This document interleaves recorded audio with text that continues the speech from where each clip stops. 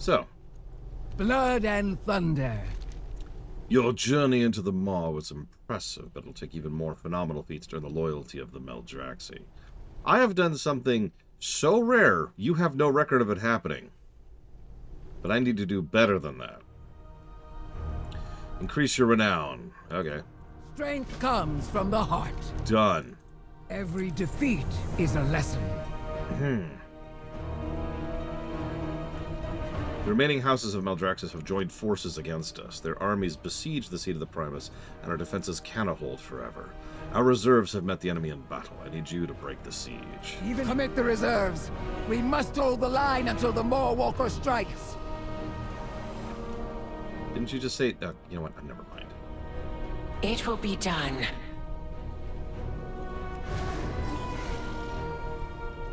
Come with me, little Baneling, if you want to live. No, banelings use, like, get suicide? Shut up. Shut up. It's fine. It's fine. No, J. Palmer, it is not. Airmere and I have prepared a few surprises for our guests. Oh, please deliver them for us, would you? Of course, Merilith. I would be happy to.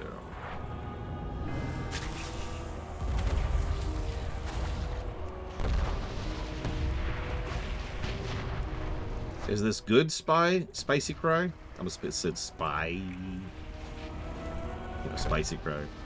Look, shut up. I'm liking him so far, Pillars of Snow. I look forward to eventually going through and gathering all the other campsite options. I really like being able to organize and categorize into different camps. Speaking as someone who has a whole bunch of alts, keeping them organized is legitimately a problem for me. Especially right now, where they're all kind of jumbled thanks to the run.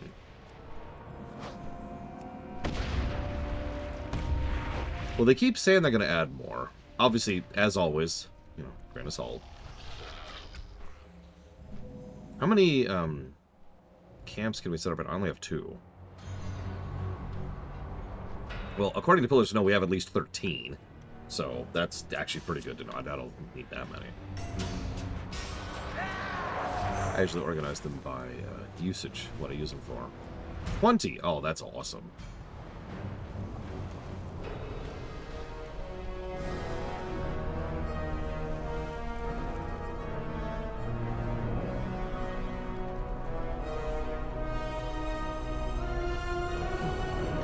That is good to know. Important matters remain at hand, Mawwalker. How goes the fight? Strength and honor. Our enemies rally at our gates. We cannot rely on daring airstrikes to hold them at bay. Vosh has a plan to permanently bolster our defenses. Even here, I protect the weak. Grief accomplishes nothing. We cannot hope to hold the seat without a necropolis, so we shall seize one from our foes. Meet me near the House of Eyes. A mission of this nature requires finesse. Yeah, that's actually another thing. Not make me regret this. Rice is like soda. I know that sounds like a strange comparison, but hear me out. It is pretty much always going to be cheaper just getting or making your own. Like, if you... Let me use an example. Let's say you go to Arby's or whatever, right? Or McDonald's. Yeah, sure, you can get a Coke for like $4. Or you could go to the grocery store and buy a 2-liter thing for less. Now, in the interest of fairness, soda's actually been going up in price a lot lately, so that's not as true as it used to be. But it is still true. Rice is another thing. You know, you go to a place, unless you're getting, like, cooked rice, if you're just getting plain white rice, you're better off just making it yourself.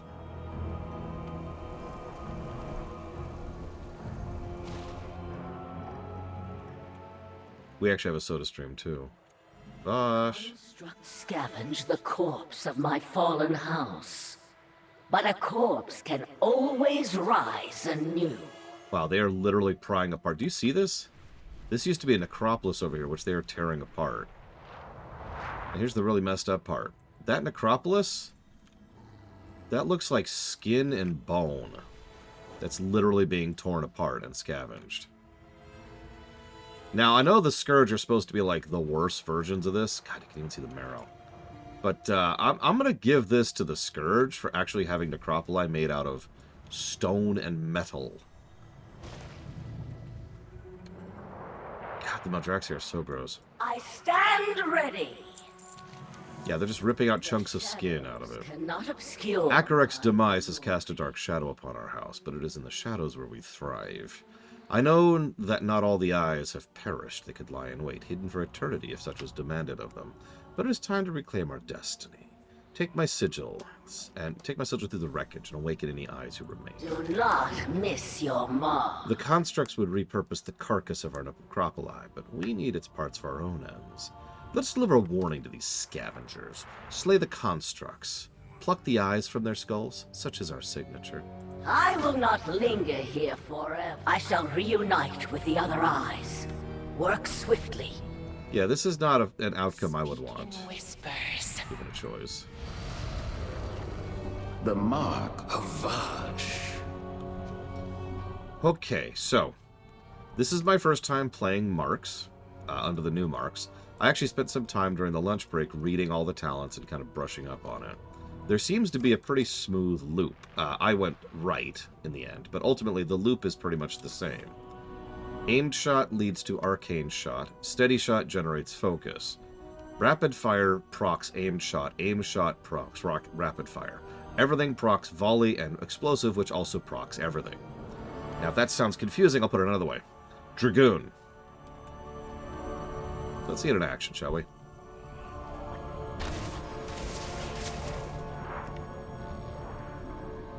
You cheated! What do you desire? You may or may not notice I also do not have a pet. Did Vaj send you? Now, it's worth noting there is actually a specific talent. Get rid of that. Right here. No? Right here? Yeah, that's it. Which gives you access to a pet. I elected not to take that, which locked me out of some talents because that's all the center tree there. But I'm okay with not taking that. I don't want a pet. If I wanted a pet, I'd play Beast.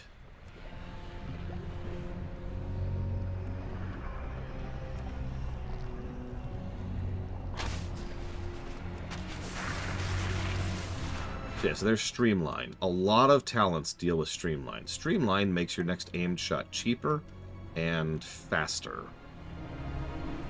So several abilities all give you shots of Streamline. Vaj has sent help. Can't. And There's also Bullseye, which increases your crit chance, and basically a lot of what you do gives you buffs, which helps everything else you do. Put very simply. Glorious battle!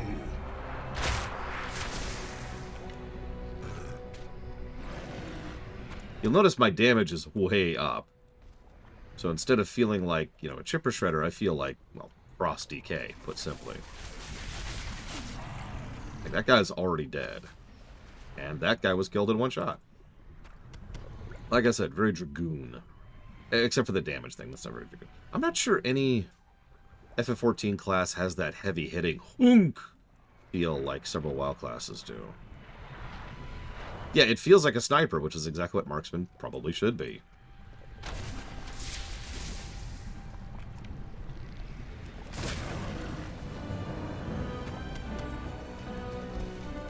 I do as my Baroness commands. I know this mark. As it should be, Mr. Red. Yeah, I could see Samurai. I got a question for you, Ross. Do you remember the episode Gravity? Because we actually covered that last night. Yeah, I could see Black Mage, too. I'll give you that.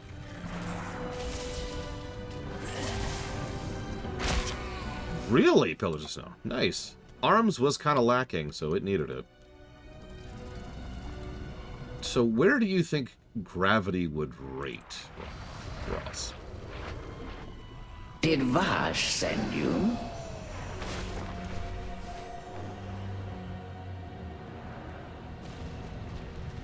What's funny is my actual main warrior is arms, primarily. I don't have a second two-hander. So... The Whispers have much to tell.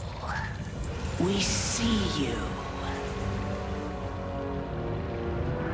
That's true, Blade Javal. It's a shame because there is a viscerality power in having the hunk hit. But I get it, and you're right. Like I said, Samurai's probably as close as we get to that because you have the no really big hit, which you then do like 4 times. Or 5 times? I don't remember. They keep adding additional steps at the end of that chain every expansion. We cannot carry out the Baroness's plans alone. What she proposes will require a well-coordinated unit. 3 individuals alongside me maintained Nurakir. When the necropolis fell, 2 of my soul binds fell with it. There remains a single soul paired with mine. My sister survived the wreckage, though grief besets her. Meet with Zenir, guide her through her trauma, and return when she's ready to rejoin the fight. The eyes are always watching. It is a fool's errand to command a necropolis without someone to repair it and keep it airborne.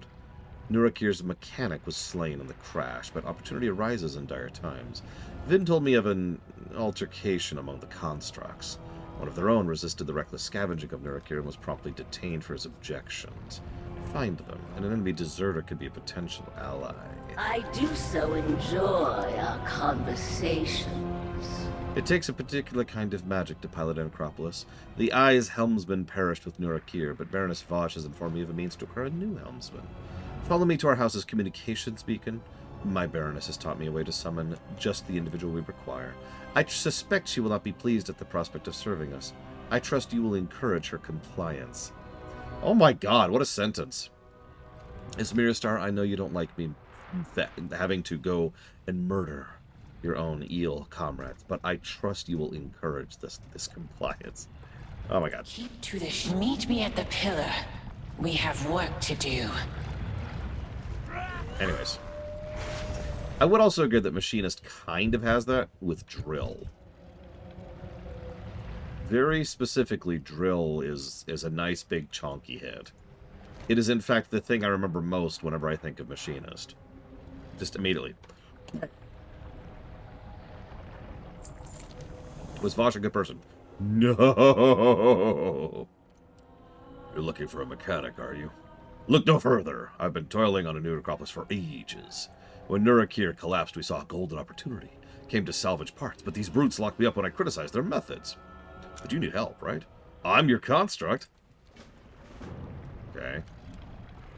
Oh, hang on. I will wear your skin as a girdle! Gross. Not my face. You've spared me from a terrible fate. Glad I'm on your side. I am the winning side. That's valid, Ross. Anyways, we gave it purple. How much more must we lose? Keep your secrets safe. I would care for nothing more than to serve as navigator again, but my dearest friend suffers. I cannot stand to abandon him. I feel to again now he struggled against the binding web of the spiders who once served us. More victims of this senseless conflict. Though it pains me to say it, you must slay our spiders and gather their caustic venom and use it to free him. If not out of empathy, rescue him for the sake of your plans. My skills would be useless without his direction. Our Twiggin is all I have left. Do whatever it takes to rescue him. So, there were several things that kind of pushed it up. Okay, let's try, hang on, let's try an elite. Give me a sec, because I'm gonna, this might actually hurt. I might not be able to manage this, so give me a second. Let me kill this crab here.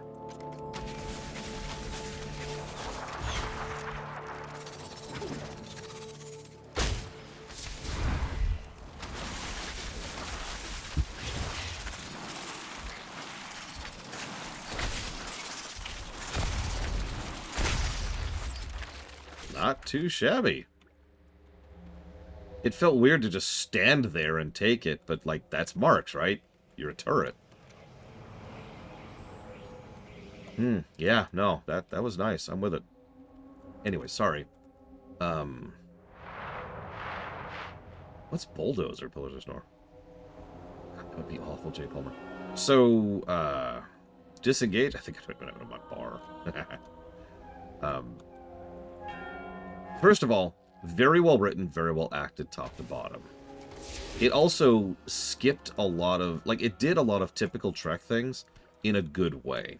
For example, one of the more common tricks in Trek is to go ahead and have the captain's log set up dry exposition. That's honestly usually boring, and frankly, it's usually so boring you could completely skip it. In fact, the lore runee skipped it by habit, and I had to actually rewind so they could hear the captain's log again. Significance? Well, they show down on the planet that several weeks have passed.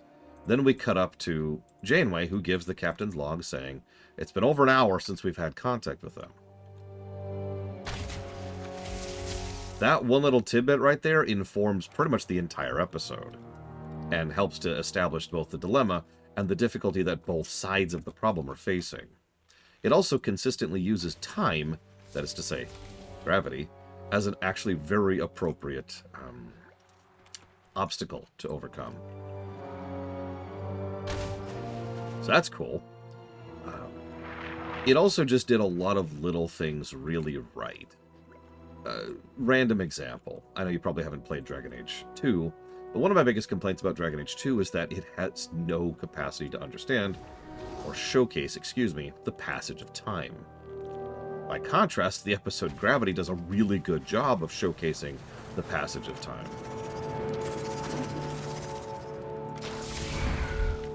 There are several instances where things fundamentally change around them. Their outfits change, their makeup job changes. She starts speaking English far more fluently throughout the course of the episode. Some of them start to understand her a little bit better. They get more used to the customs. There's little visual and acting indicators. She gets a lot more comfortable with them. She starts to show different body language. The actress they picked for her was very, very good, too. She's not a very prolific actress, but she kind of nails the physicality of the role, because for the most part she can't speak English.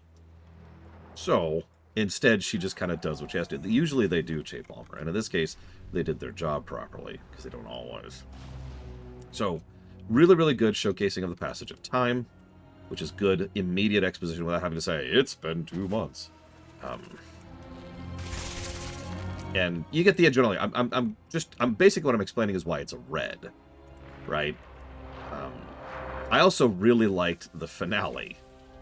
The actual crisis moment at the end was one of the very, very, very few times in Voyager either of us have actually felt some tension from the dilemma, wrong word, from the threat that needs to be dealt with at the end of the episode. Yeah, the countdown. They're up on the ship, they're counting down from 30 seconds. On the planet, it's 2 days. And they make a good point to showcase how bad those 2 days are, because they're actively under attack across those 2 days. It's great. And every time they cut back, things are worse, because they're barely holding on. It's awesome. But then they also do something else smart. So, the final oomph, which pushed it from red to purple, there's actually several oomphs. I have to admit, the smart usage of continuity and internal logic is a big thing for me. I have a term for that in reviews. It's called consequence storytelling. But that's not quite the oomph. No, the oomph here was the extremely well-done character pieces, right? Even down to the minute detail, most of the character moments really popped. Let me give you a direct example. There's this bit where Tom goes to ask Tuvok what's going on and why he's refusing Nos. Tuvok says it's none of your frickin' business and clamps down hard. Tom then responds, he gives this big physical gesture. He's like, look, it's just you, me, and the rocks. Now, you're probably thinking, but hang on. Yeah, first of all, the chemistry is phenomenal. But the significance of that is one of the biggest traits of Vulcans, not a lot of people know this, or catch on to this, in Star Trek is their pride. Spock, back in TOS, was willingly choosing death over admitting that he needed something. Admitting the shameful truth of what he was suffering. Spolkans are incredibly prideful as a species, as a culture, is actually a better way to put that. And so Tom cuts straight to the heart of that. Yeah, T'Pol with her condition is another good example of this. So Tom cuts straight to the heart of that, and he says, look, it's just you, me, and the rocks. He understands the pride thing, he understands and respects it, and he implies, and this is true, that it's never going to leave that area, right? That he will never talk about whatever Tuvok tells him again. And he doesn't. He holds true to that. It's really well done. And there's moments like that that really treat things pretty much exactly how they should be. They don't. You're right, Ross. It's probably because you don't have a phone attached to your account, J. Palmer. It's the same reason I can't send Twitch whispers.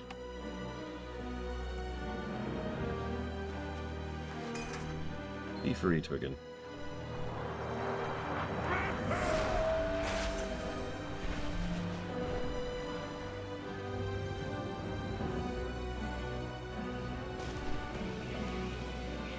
I think Judo Joker isn't listening to me, which is fine, as usual. So yeah, the guest star, the chemistry, and the really, really tight character moments. That's what pushed it to purple for us. I've heard whispers of your name. Damn good episode. The eyes are always watching. I am in your debt, Mawwalker. Akarek's cunning guide you.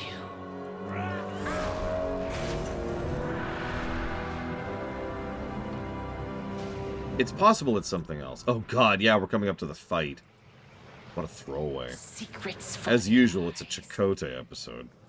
Our house will persevere. We will do as my Baroness commands. Let us conjure a helmsman before us, however displeased at my maker. Activate the beacon and prepare yourself for a fight. The Liches regard all eyes as their enemies. I'm certain your reputation among them does you no favors. Silent Liches are cunning and arrogant. Expect resistance. No, the problem is there's a good chance it's not going to work at all, Judo Joker. That's what I was saying. Assuming you're talking about whispers on Twitch. If it whispers on Discord, that's a whole other thing. Yes, it did, Ross, but you didn't put it towards anything. Where am I? Who dares conjure me? Spies? You will regret this, pests.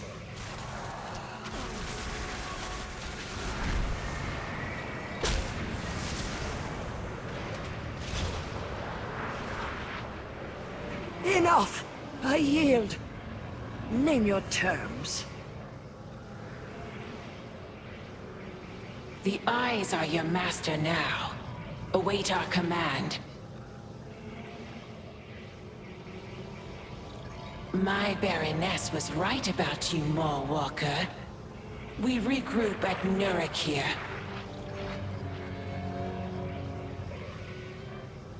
Three houses, like a dragon, and Luthia 2R. You got it. Thank you for being part of the show, Ross. Yeah, the lore runny has really started getting into Voyager. They've been positing that Season 5 might challenge Season 4.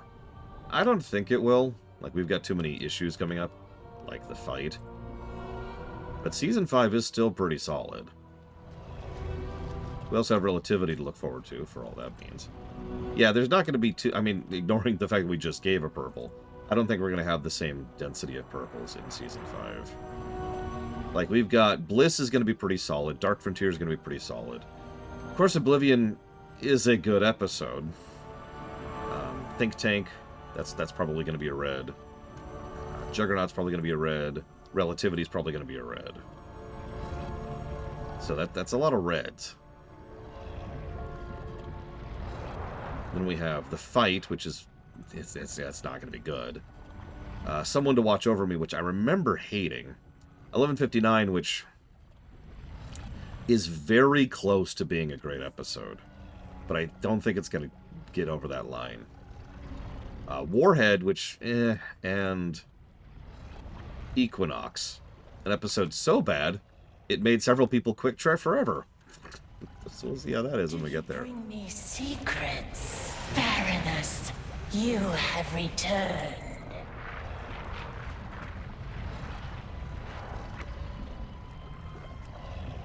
Oh, there we go. Okay. Yeah, we'll see. Equinox is going to be a whole lot of we'll see. Didn't I literally already do this? I will wear your skin as a girdle! I have already done this.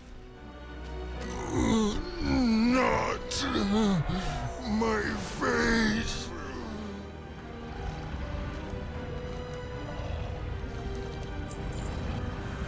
Okay. What secrets do you hide? We have gathered what forces we can. I hope it is enough. Within the ruins of our necropoli, I await one final challenge. The one leading the salvage effort calls herself Gorgantus. To preserve all that remains to us, we must end her. For Margrave Akarek.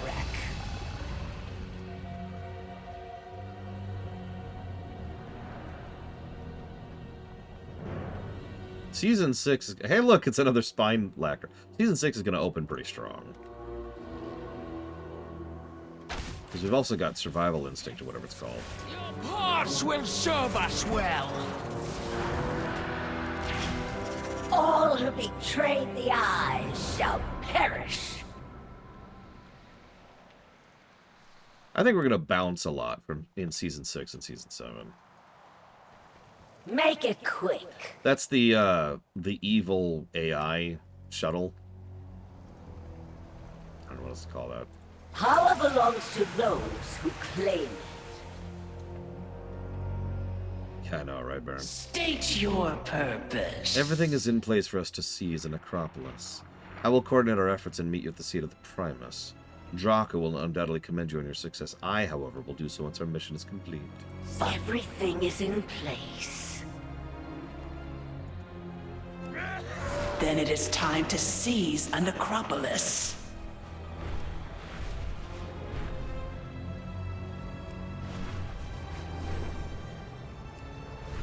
Whoa, Lita Fury. Gameplay... I gotta be completely honest. I honestly expected, honest. I expected the gameplay to be net positive for Shadowlands. Foolish me. Like, obviously there's abandonment, but man, there is some very bad design in several aspects of Shadowlands. So, yay. Must the rabble be so needy? Important matters remain at hand, Mawwalker. You have to say it like an insult each And time. honor. Increase your renown. Strength comes from the heart. Renown increased. For Frexus. For Akarek. I will report to Nurik here. Meet me there.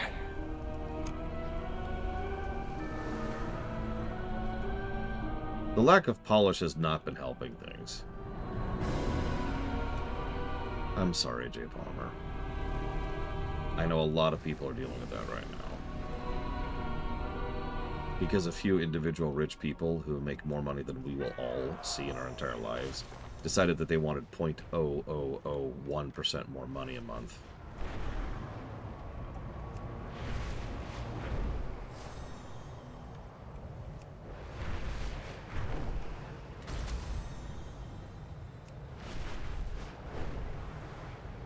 What's funny is I like Muse, whereas I despise the Muse. Muse was the very, very last episode by Joe Manoski. It is very much a hymn script, too. You shouldn't be there. There we go. Okay.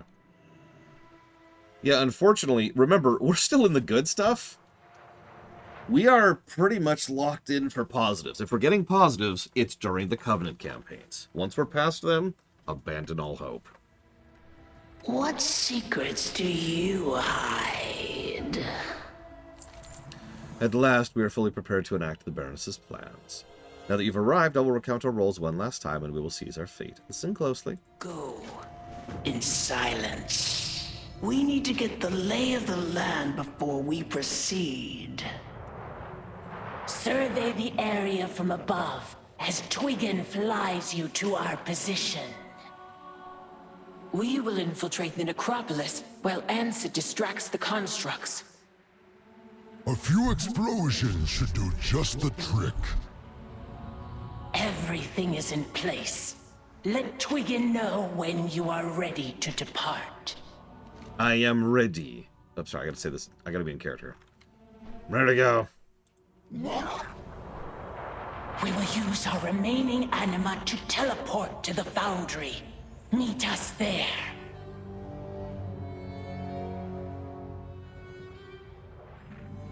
If I can rant very, very, very quickly, and then I'll answer Jay Palmer's question. You know what irritates me most about the economy? I want you to imagine for a moment that there's a cutscene.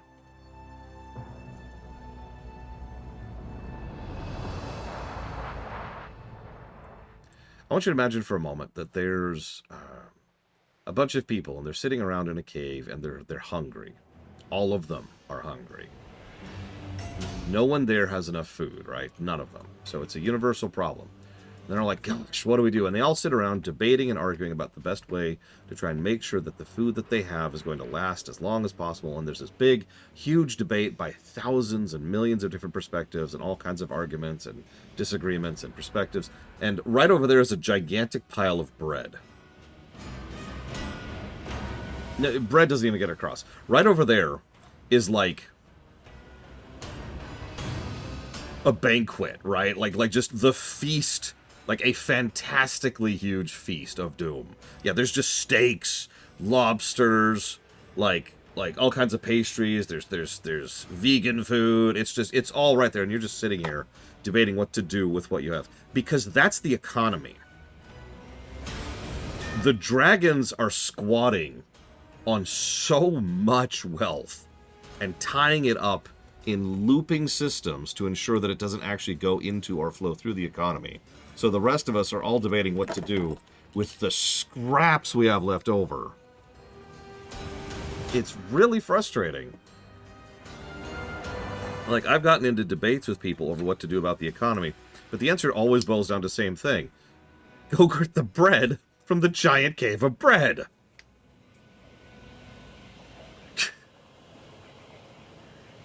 Jay Palmer says, have I got any plans for Endgame? I assume you mean the episode, or do you mean the concept? What have you seen? Go safely. Stay close. Our mission requires stealth. So, Endgame will be the second to last episode of our Trek.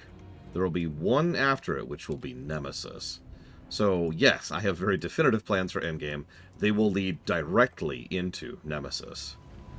Honestly, most of Voyager Season 7 is going to be leading into Nemesis, but same idea. New Trek doesn't count.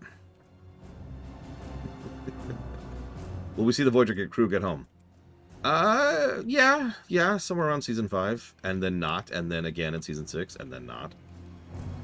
Stay vigilant! Spies skulk among our ranks! Frankly, the Voyager crew is going to have bigger things on their hands than getting home. We have yet to be noticed. Can you go a little faster, please?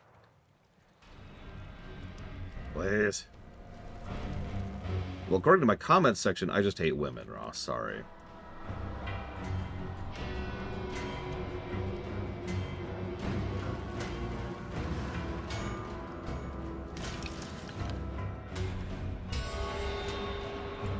Look out! This way, quickly! How about I deal with these first?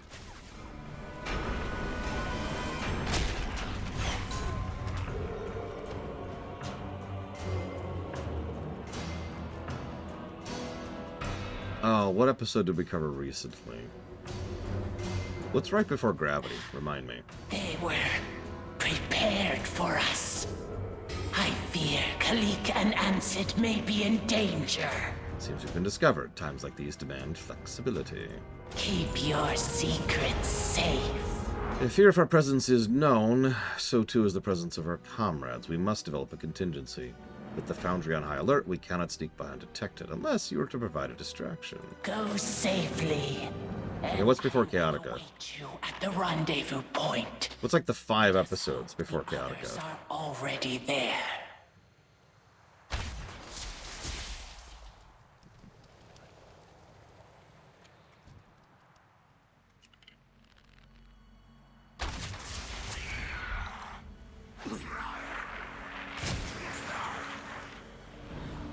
Latent image, counterpoint, 30 days.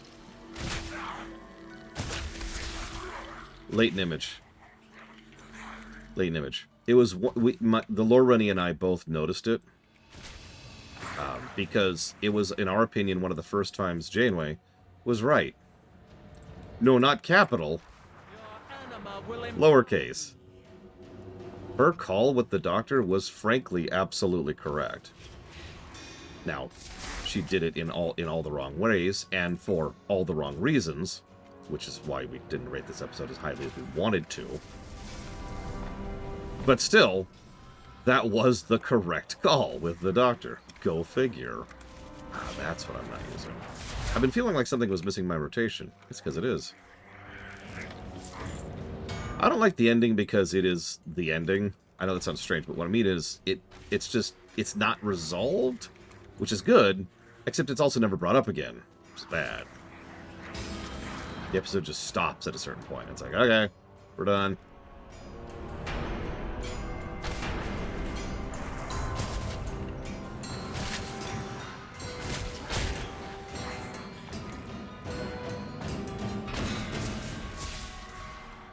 Do you know what the real problem is, Mr. Red? And I mean this. The real problem is there's always enough assholes with guns who are willing to listen to the powerless and the wealthy in order to oppress the rest of us. We haven't hit Warhead yet. I forget if that's next, but we just did Gravity last night, so we're not there yet.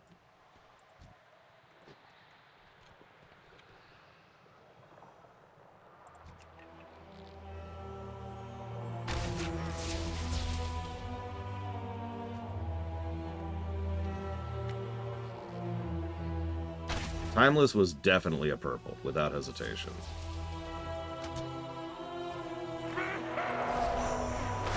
When I think of Warhead by memory? I mean, it's a good chance for Robert Picardo to act, but otherwise I found it just non-memorable, and that is what I remember of it. Ansid has been captured. We must free him before we can proceed. You walk in shadow. Speak in whispers. Ansid has been captured and imprisoned by the Foundry's guards. It seems they were expecting us, completely shattering the element of surprise. My Baroness would be disappointed in my lack of foresight. This plan cannot succeed without Ansid. One of the soldiers is bound to possess the key. Should you find it, we may yet carry out the Baroness's will. Observe. Meet us at Ansid's cage once you have the key. Be swift. Fairhaven by memory? Is that the first one or the second one? In the Flesh. I don't remember if we gave that a black or a blue, but it was pretty far down at the bottom. And so, it ends. First one. Now, I'm going to ask a really dumb question, Ross. What was the plot of the first one?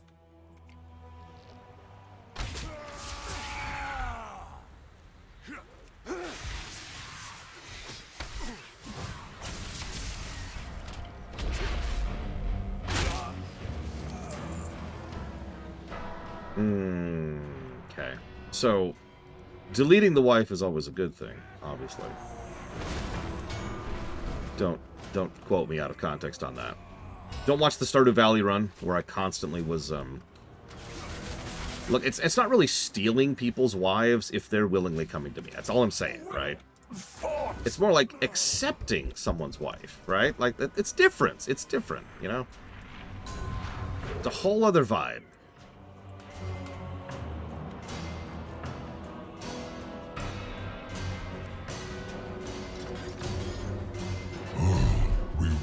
to stop meeting like this. Keep to the shadows. The mooring platform will be our best launching point to access the necropoli above, but one more fight remains to us. Enforcer Borgula oversees all the work efforts that take place here. We'll need to eliminate her if we're to proceed unhindered. She's a formidable foe. Appears Ansett has kept some of his explosives on hand. Let's utilize these to our advantage. Observe everything. We strike as one. My Baroness's plan will succeed.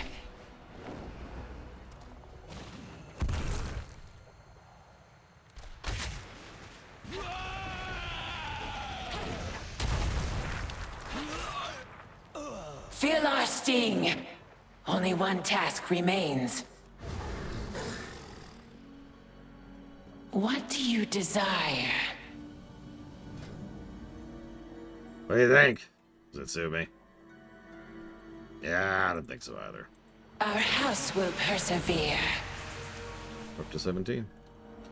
At last, our target is within reach. The necropolis rests above us, moored to this platform by a necrotic restraining bolt. If you say so. Twiggin can fly to the apex. It'll be ours to command. Twiggin can fly you to the necropolis if necessary. I mean, I was actually looking at the other Maldraxxus armor, and other than leather, which sucks, of course, yeah, I actually like most of the Maldraxxus armor. Revendreth has some very cool stuff, too. Let's see. Scorpion Part 1 scored better than Scorpion Part 2. Scorpion Part 2 stumbled a couple of times, and didn't quite have that oomph it needed.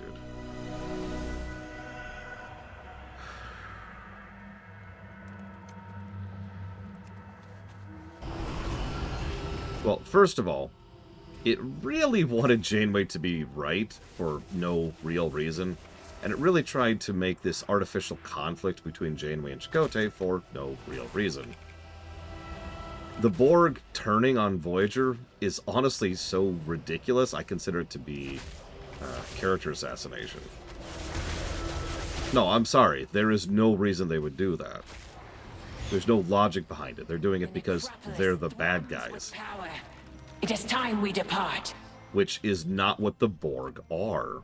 What makes the Borg terrifying is that they're not the bad guys. They're just there. Secrets for the eyes. We're fully prepared to launch the necropolis. We must hurry before Margrave Garmal tries to interfere. Speak with Vin when you're prepared, but we mustn't waste time. Silence is the surest armor. Oh, sure, it's totally in the Borg's nature to betray people. Because so much about logic without emotion or morality, to me, speaks of betrayal, right? Right? That's just... There's such a logical connect... No, it's stupid.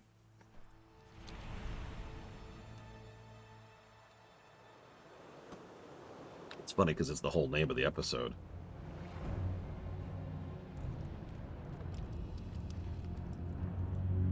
We see you.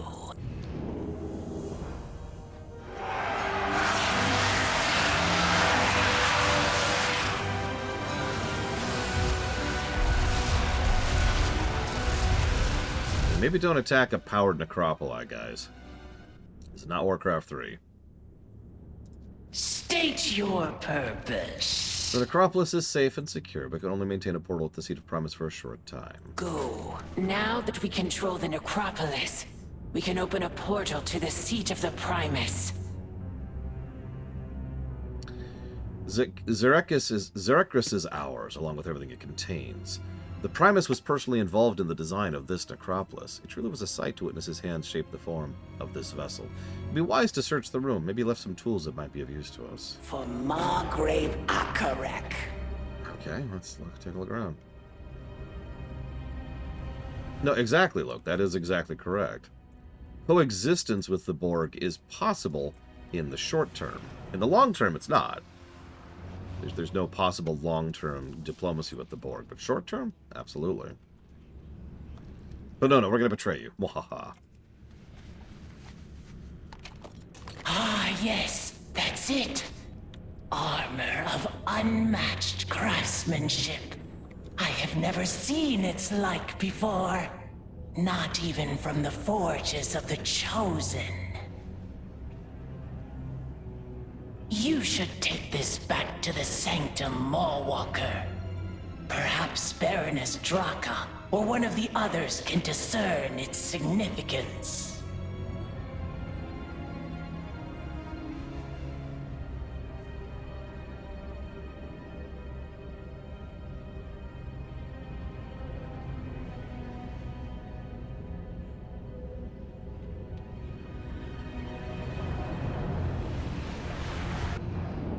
This portal is but the first of many. A worthy victory. Our house will persevere. We're not at Fury yet, J. Palmer. I am going to not say anything about that for the lore money, so they encounter it completely blind. Important matters remain at hand, Mawwalker. In the name of the Primus, only the strong survive. Hey, look, bracers. It is said that when the Primus disappeared, the pieces of his armor were scattered. If there are more to be found... Might without control is wasted. Focus. Dominate. Good guys. Sorry. Always ready for battle. Every defeat is a lesson. Maldraxxus is on the path to reclaiming its rightful role as the defender of the Shadowlands, but the treasonous attack on Bastion remains a stain on our honor. We had thought Garmal's forces routed, but we received a report from the Paragon of Courage that reinforcements have begun arriving at her temple. That threat must be eliminated. I have volunteered to spearhead this operation. Your support would be an asset. The constructs have sent reinforcements to Bastion. We must aid the Kyrian's efforts to drive them out. Okay. Meet me at the Temple of Courage. It is time to mete out justice. Yeah, Basics Part 2 makes sense as being better than Part 1, just off the top of my head.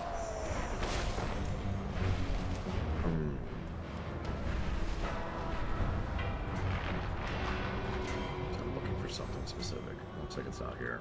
Whatever, it doesn't matter. Doesn't matter. Warlord had a lot going for it, and of course her acting is definitely one of those things. But it also floundered a lot more than I thought upon rewatch. Part of the problem is it's like baby's first politics. Like, imagine if I described to my 10-year-old niece Game of Thrones, or Final Fantasy Tactics actually might be a better example, and then asked her to replicate that, and that's what she would come up with. That really hampered the whole episode. The best scene in the episode is still her confronting him in their mind.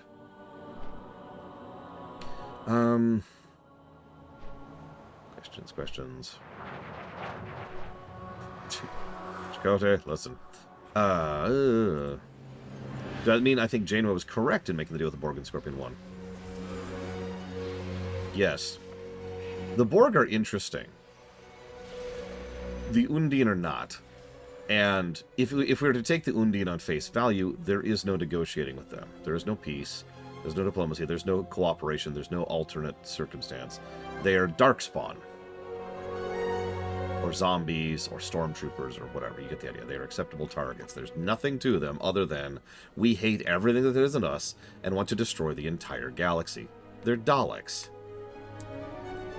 Yes, I know the other episode they showed up in where they suddenly aren't Daleks. Let's just ignore that. That episode is stupid. And yeah, the Borg hadn't been nerfed yet, too.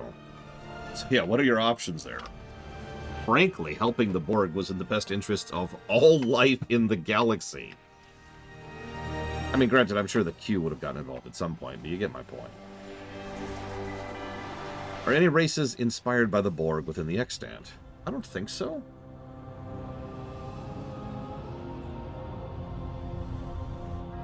Nope, I'm going to go with no. I don't tend to have things that horrifyingly terrifying in something that's an overall optimistic setting, like the extant. So, no. Yeah, the Q are doing Civil War reenactments. It is such a great in-character way to describe what they've been up to this whole time.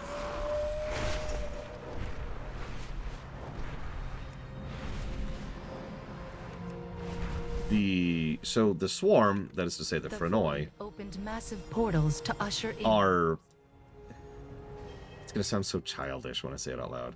I liked the idea of these giant, terrifying-looking insect creatures that are horrifically dangerous, like, you know, innately high level in D&D terms, you know, very high challenge rating, that are inherently peaceful and cooperative and love interacting with other species. We had nearly retaken our temple when your kind returned in force. I will not rest until this ends. For the Archon. Neither shall we. These Maldraxxus fiends have reoccupied my temple. They've entrenched this resurgence with shields powered by necromancy. My disciples, the ones who were not captured and executed by your treacherous compatriots, report the core of a necrotic bulwark to the south. We cannot counter their forces until the shield's brought down. See it done. I will not tolerate your presence otherwise. For the Archon and Bastion. I cannot fathom where the constructs acquired for these reinforcements, but we are once again outnumbered. I see that the thought of my fallen disciples, you will make this right. The renegades have established a foothold at the northern region of the temple. Their necrotic magic has granted them a shield, disabling... Is this just the south quest, but again? If the Maldraxxus forces prove too deeply entrenched for you to dispatch, then invoke my name. I will purge them myself. My blade is ready.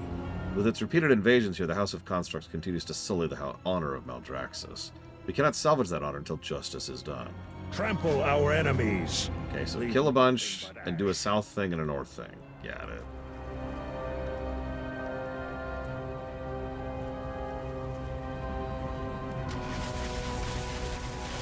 Stronger than you. Look. Well, it's actually kind of a twofold thing, Mr. Red. First, we started reaching the point where any given dungeon was a big asterisk on whether or not it was even going to get positives, because scaling is not linear, especially not even within an expansion, but especially not across expansions. Some dungeons in some expansions are fully viable right now and can actually be enjoyed properly. Some can't. And that really boils that down to a nutshell, doesn't it? We're also always giving those abandonment negatives because those still stand. Nothing has interrupted that. So the general idea is actually really, really simple. Rather than bother, and I'm going to put it that way, I'm just going to go ahead and say no to giving any positives until Dragonflight for dungeons. Because if they ever fix it and get rid of the abandonment negatives, the method by which they fix it is not linear. Like, we can't predict how they'll fix it. Maybe they'll add a roulette system, maybe they'll remix them, maybe they'll backport follower dungeons, we don't know. Whatever they do to potentially fix that problem in the future is going to change how that dungeon plays, which means we're going to have to redo that dungeon anyways, in order to then experience it and give positives at that point. So there's no reason to bother giving positives for something that we may end up giving completely separate positives for later. The bulwark is up ahead, and its guard. It would be wise to invoke the Paragon. Done. Or I can get stunned. Fine, we'll go and invoke the Paragon. Here. In the face. I didn't like that one, Ross, by memory. Still haven't answered your other question. That's the one where the Doctor starts to get romantic towards Seven in a way that probably shouldn't have actually worked.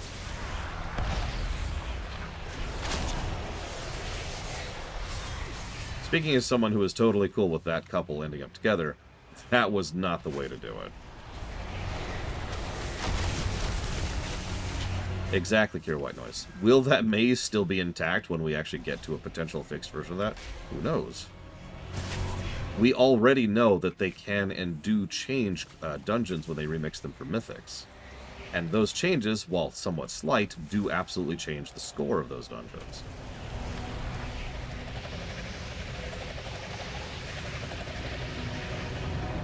Better to just wait and score them when we can.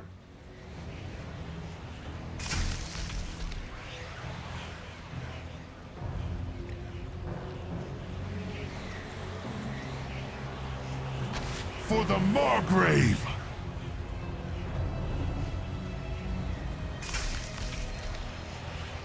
Yeah, it's the other weird thing. In lore, Seven is quite a bit older than the Doctor. But, I mean, the actors, you know... Anyways, so I never answered your question about Fairhaven.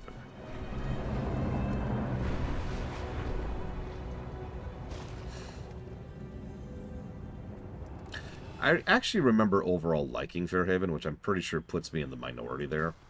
There's only one weird little side thing that pissed me off, and frankly, I don't think anybody else even cared about that. It's something Voyager does semi-frequently, which kind of irritates me. It's when they bring up a point, and then they fumble at actually doing anything with it. Like, hard. Like, imagine if I'm like... let me try to make up a really dumb comparison point here. An ambush! Cut them down! Oh no.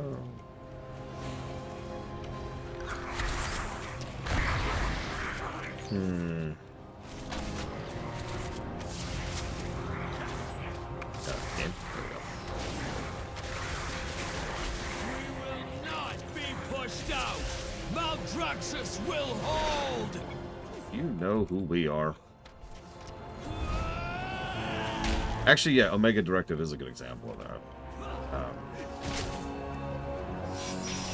Good evening, Uthor. My vengeance upon you!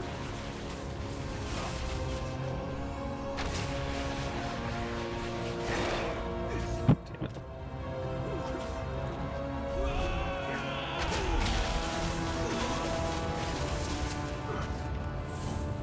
A good episode marred by bad execution.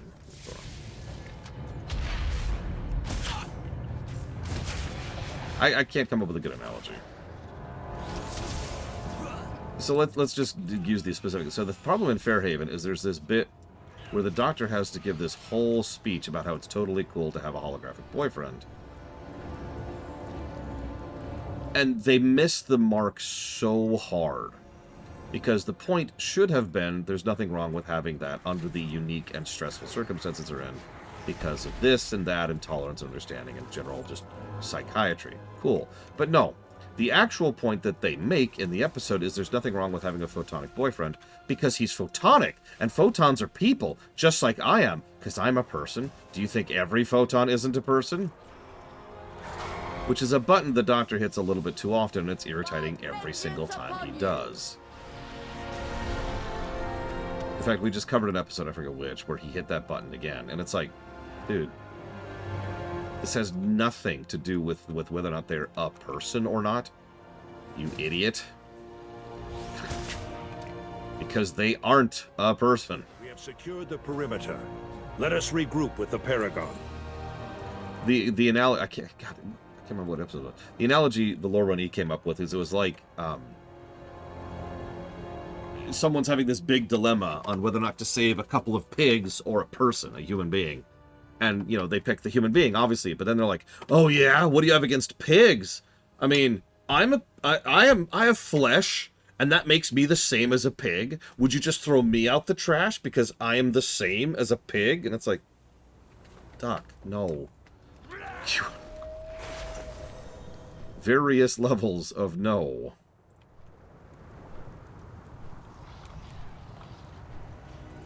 What episode was that? It was pretty recent.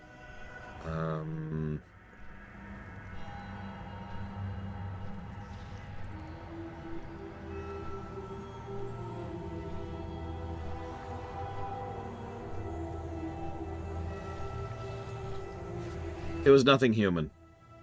It was nothing human. Very good episode, but... We have little time to waste. Yeah, exactly, Uthor. I await the next battle.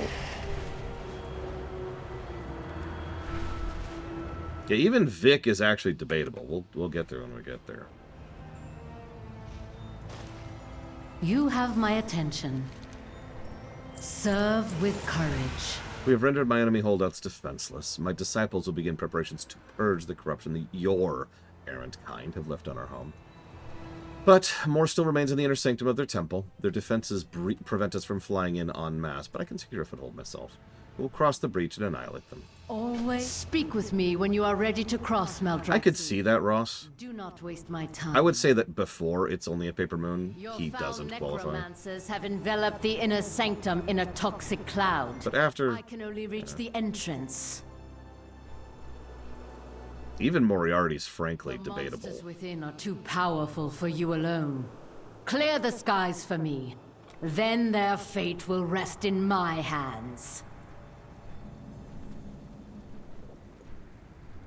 We will see it done, Paragon.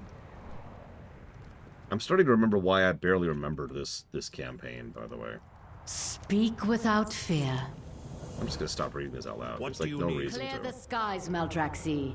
I will meet you at the Western Landing when you are through.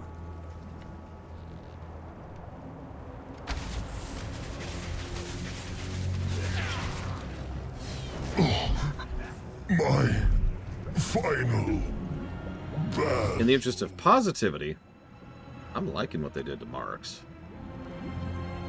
Like this has been pretty solid so far.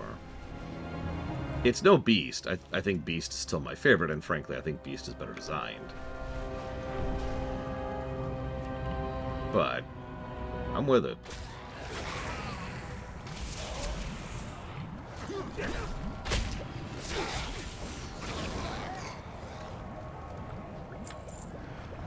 I mean, if you remember, we poked at it before, and it wasn't very impressive. Put that nicely. That's because he is, Ross. Not the only time Cisco's out of character in DS9. Then again, name a captain who isn't out of character at some point in their show. We've got Picard and early stuff. Don't jump me! We've got Janeway, also early stuff. Cisco, periodically here or there. Archer, the entire first 3 seasons. That's a lie. It's the first 2 seasons, really. For as many issues I have with Season 3 of Enterprise, Archer's actually not one of them. For the most part. Mulgrain! The Maw will seem a fond memory when I am done with you. Antolite. She could never defeat me in the arena. She will not defeat us here. Is that Richard Epcar? Could someone look that up really quick, please? More to learn. Kirk is out of character constantly. It's TOS. Everyone's out of character in TOS. Well, he's been weirding me out this whole time, Pillars of Snow. Because Richard Epcar is... I don't want to say he's a bad actor. That's not what I mean. He's, in my experience, he's only good when he's doing a specific type of role, which is not what Mograine is. He is very distinct, but he's also better when he's being hammy. Big, louder, larger than life roles tend to be what he's better at. Here he's all quiet and subdued, and it just kept throwing me.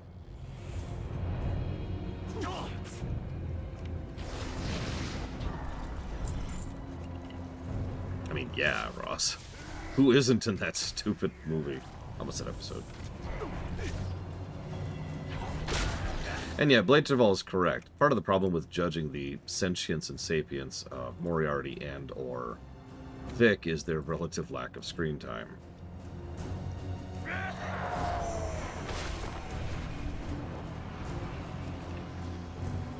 That's a pretty common Poison issue. fills the air, and your blood will fill your lungs.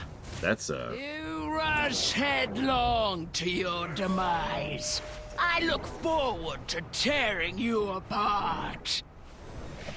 The Kyrian will Yet you cower in your necropolis. I will silence your boasting with a single strike. The sky's clear. Regroup with me on the Western Landing, Maldraxxus. Retribution is at hand.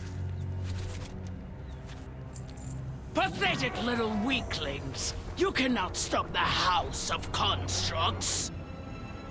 again. You forgot the again in your sentence there, lady. Welcome, brave soul.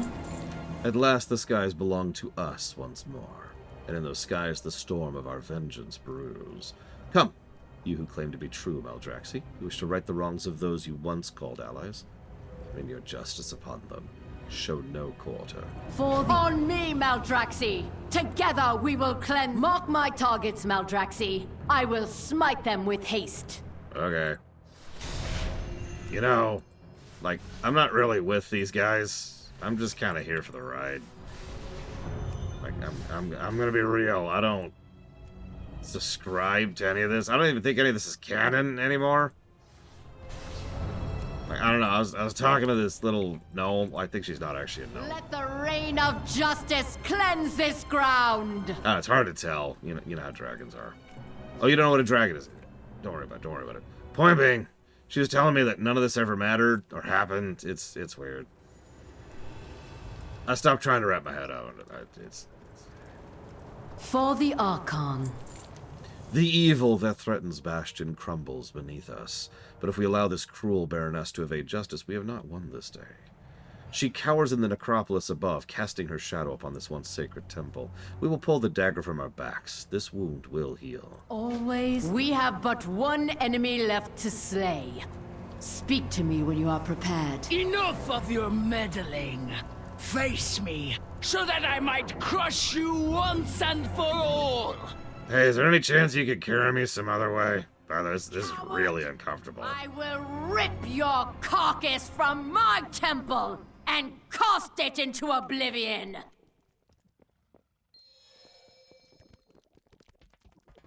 There's okay. Wasn't sure for a second there. I was just kind of weird. So I'm gonna shoot you now. All of Bastion will be ours.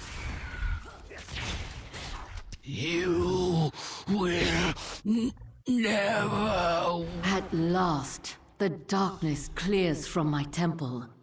Yet I feel it will not be absent long without action. Welcome, brave soul. The constructs are nothing if not persistent. But I swear to the light that we will purge them from Bastion. You know, I can hear it now, Huthor. And it's worth noting, Kil'jaeden is a perfect example of Richard Epcar when he's actually doing, what he's good at. You have my attention. The new day dawns on Bastion. I had my reservations, but you have proven that honor yet remains in Maldraxxus. Take my hand once... No! Lady. Serve with courage. I'm good. I got him out, okay? Like, I can fly. Huh? Okay, this is cool. Courage can regain its strength.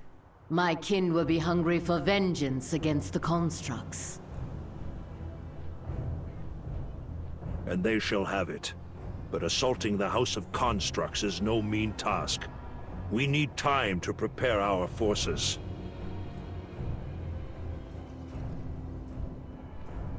Hey guys, could you just let me off here, please? Please? I'm just... Oh my god.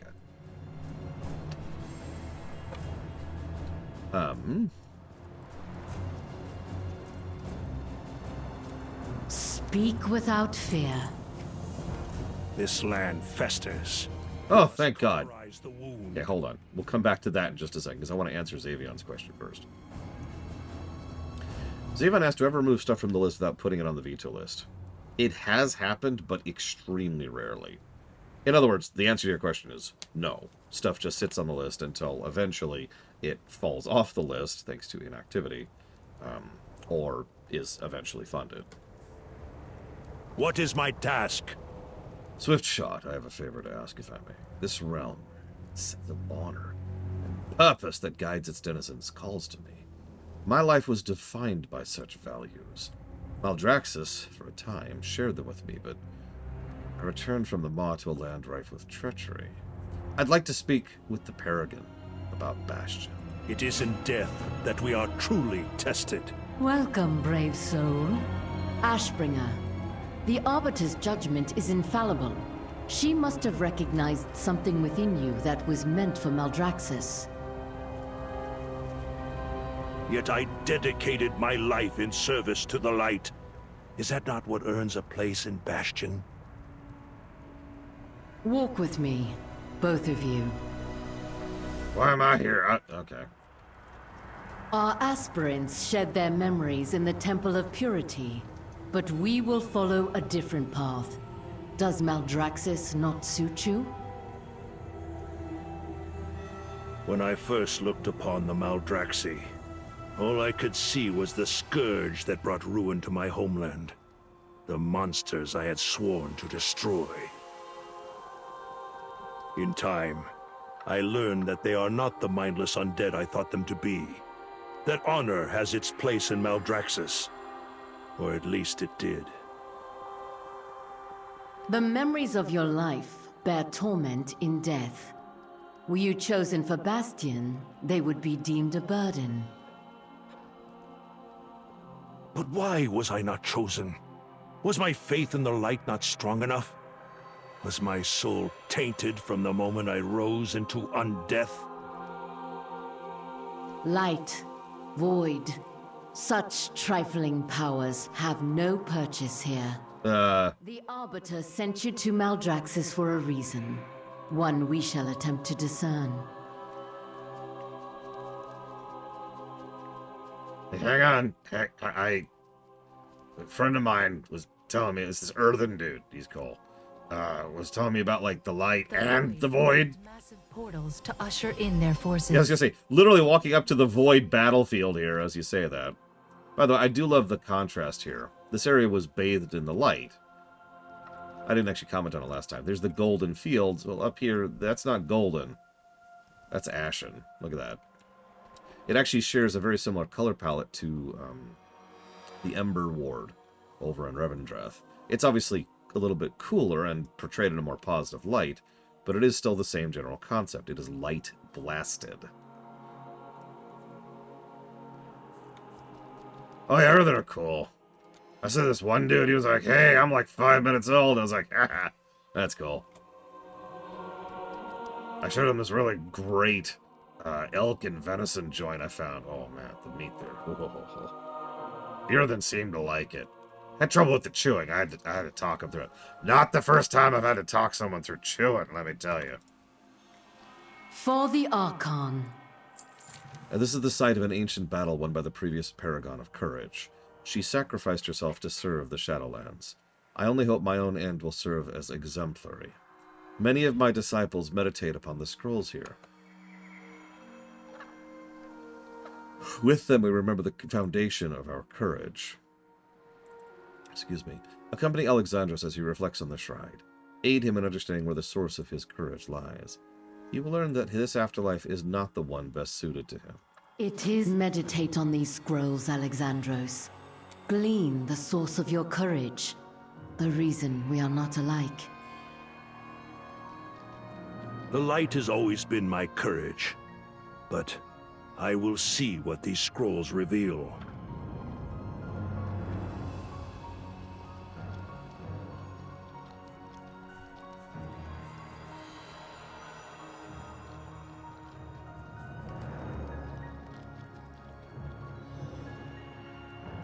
Is that Elena?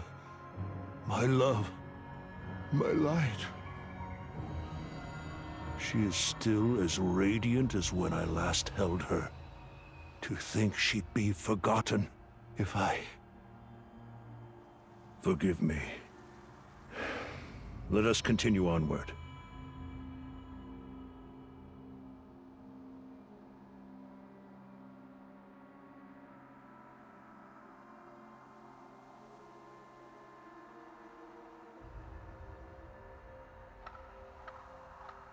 It looks like Star Trek Elite Force is one of those games that was put into the Purge pile a couple of years ago, to answer you, Xavier.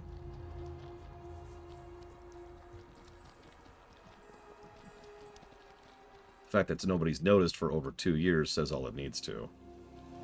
Nowadays, I don't actually purge anymore. Nowadays, I have a whole pit, which I call the Frozen List, which is where games go if nobody pays attention to them, donates them, or otherwise shows interest in them for large swaths of time.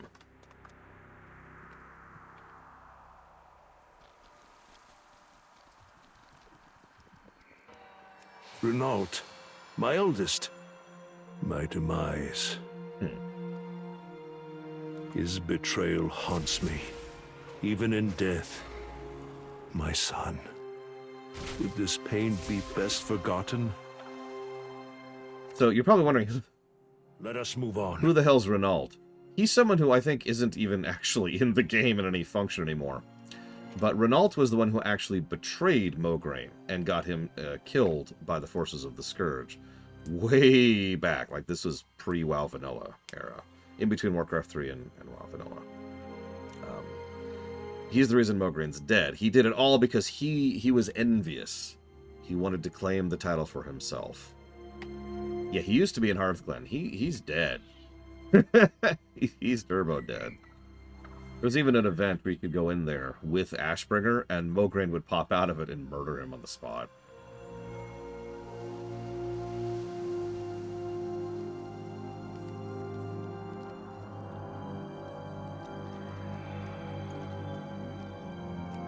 Darian, you died to free me from the Scourge, and still you stand in defense of Azeroth. I will never forget your sacrifice. Never. That, by the way, is Richard Epcar doing a much better job while we're on the subject.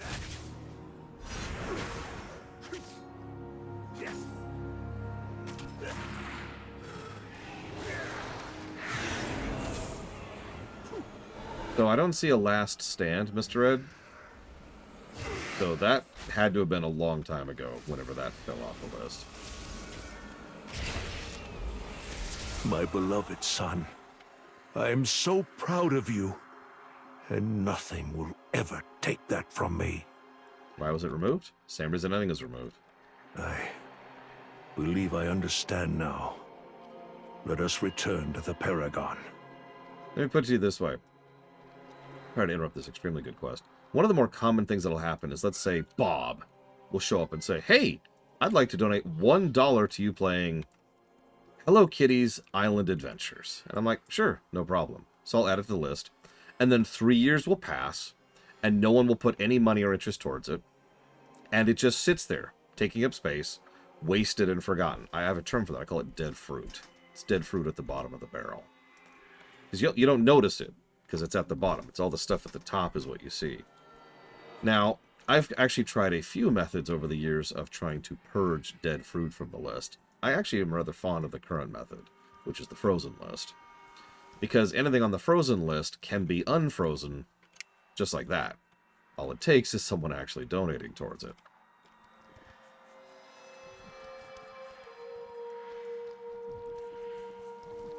Do you understand now, Alexandros? Speak without fear. The Editor's judgment was, as always, infallible. Yes, the Arbiter is right! Don't forget that. Though Alexandros' devotion to the light is undeniable, it is his memory of his loved ones that truly fuels his strength. He was meant for Maldraxxus, not Bastion. Nonetheless, our reclamation of the temple stands. My vengeance is not yet complete, and now I know that some of the Maldraxxi can still be trusted. Go now. Return to your leader. Tomorrow we will purge our foes once and for all. Always. The Arbiter saw that your memories are not a burden, but your source of strength. That is why you belong in Maldraxxus. Well, wait, aren't there infinite afterlives?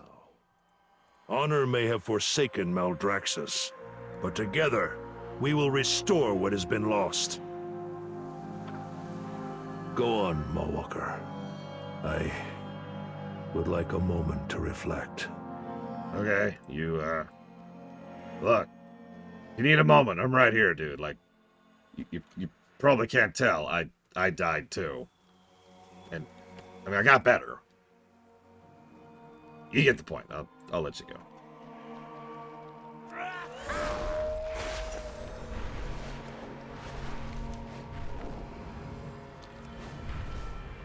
I just realized I never answered Judo Joker's question out loud. And I'm not sure if Judo Joker's even there anymore. I have failed. Again. The Forsworn have begun an assault on our Colossus. We have few enough as it is. You must prevent them from claiming it by any means necessary. You know, what happens to the mounts we take to a new area? Like, does this lion thing stay in Maldraxxus and then get, you know, ripped apart for spare parts? Maybe don't think about that too much.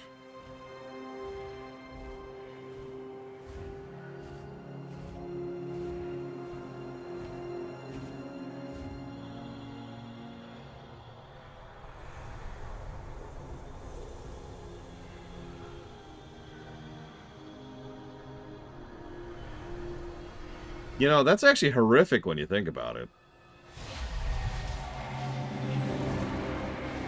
I actually literally just answered that about 2 minutes ago, Czar. Once again, proving that Czar refuses to listen to me. As usual.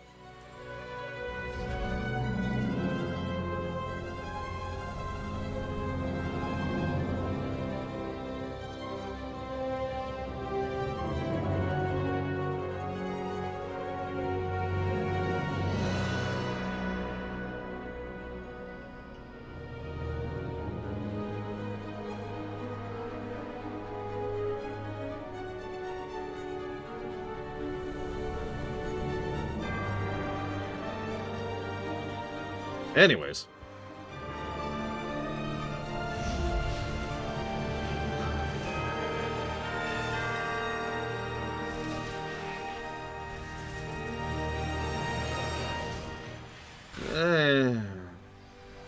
Doubtful, Xavian. I really, really, really, really doubt Arthas will ever come back in any type, shape, or form. I would honestly, if they ever bring Arthas back, even if they can do a good story with it, I will immediately give a negative to it. On the spot. 100% and without question. Not only was he dead in freaking, arguably in Warcraft 3, but then also in Wrath, but he is as permanently gone as it is possible to be in this setting. You do not undo something that earned.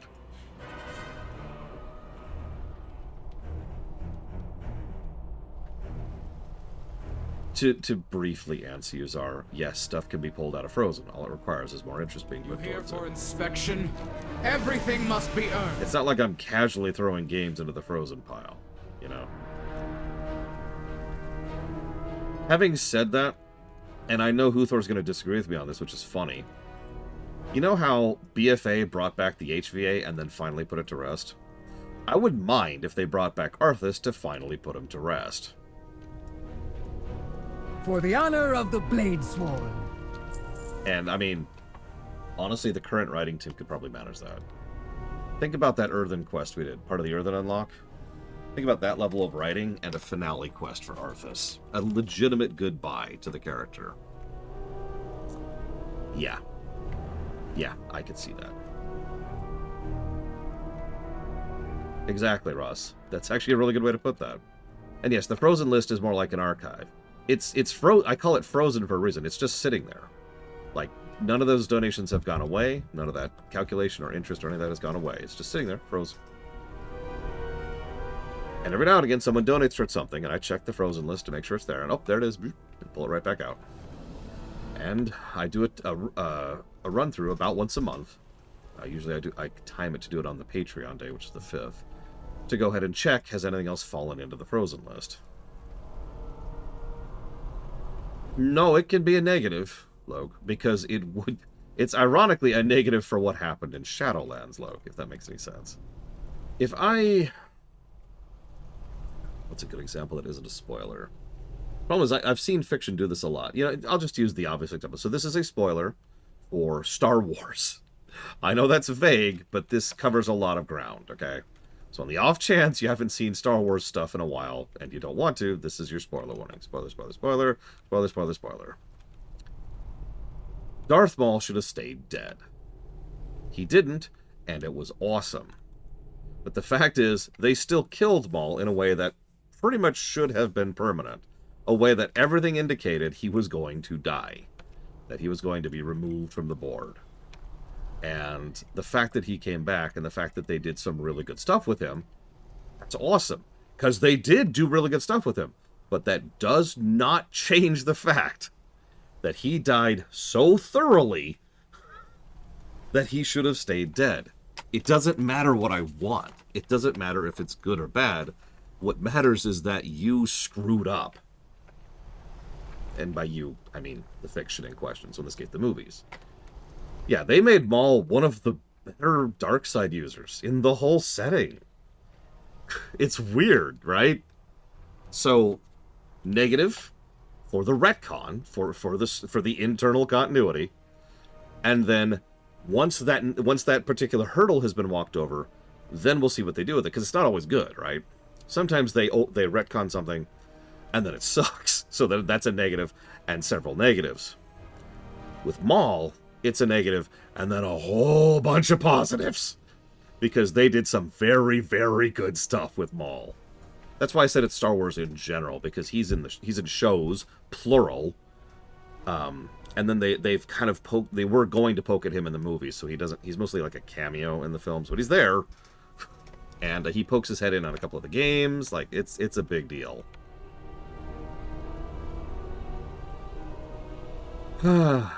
Orders? The machinations of war commence. Garmal's crimes are evident to all the Shadowlands. Bastion demands vengeance, and we shall share it with them. Only our combined forces will bring down the constructs once and for all. Hey, look! Already known. I will not suffer this corruption any longer. I actually don't know who that is, Ross. But that's the format, Luke. That's the idea. So it's the same thing with Arthas. Whether I want it or not, whether it's good or not, kind of doesn't matter. What matters is, if they bring Arthas back, that is a negative. But if they do good stuff with it, then that is a positive, or 2, or 3. You get it. Same thing with the Shadowlands as a whole. Luthor just asked that. If they retcon the Shadowlands out of existence, well, that's probably going to be a negative, because you're just a huge chunk of lore. But then, probably a whole bunch of positives for having improved the story. That's what that means. Your presence here is welcome, Paragon. We share a common enemy. Howdy. Welcome to Rotland. Speaks highly of your leadership and courage, Draka. I am honored to finally meet you.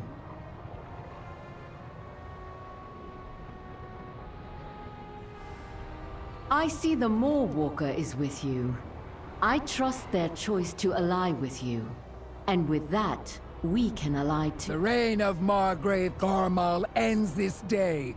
We shall gather our forces and prepare the Zerachris for an assault. For the Scourge! My life for the Jailer! In the name of the Primus. With Bastion as our ally, we have the strength to crush Garmal and the House of Constructs. We'll gather supplies for the attack, but our soldiers need a great champion to follow into battle.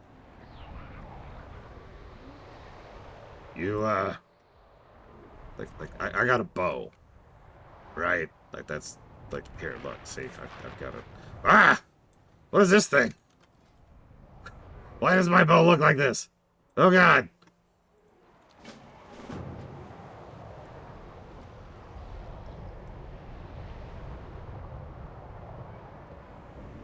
Let's fix that really quick. Many deals for a friend of the Grummels. Like you. Get rid of all this crap. Get out of my inventory. Many farewells. There we go.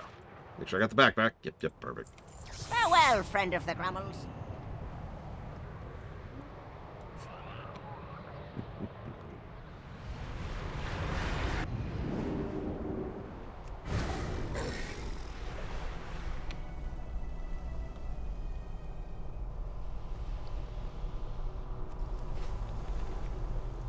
Oh, God, T-Zuler. Ah! Sorry. Loktar. My knee-jerk thought? 3. Strength comes. It's pretty much the exact same problem. If they ever brought Medan back, that would be an automatic 3 negatives. If they ever made him canon. Whatever they do with him doesn't matter. The mere fact that they made him canon, triple negative on the spot. Perplexus for Akarek. Can I go? Like, God, these quests are so boring. Sorry. Let's move.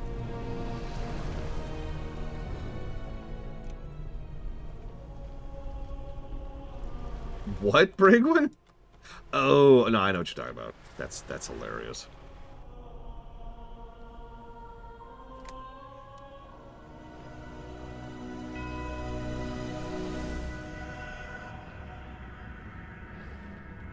Good, we're all here.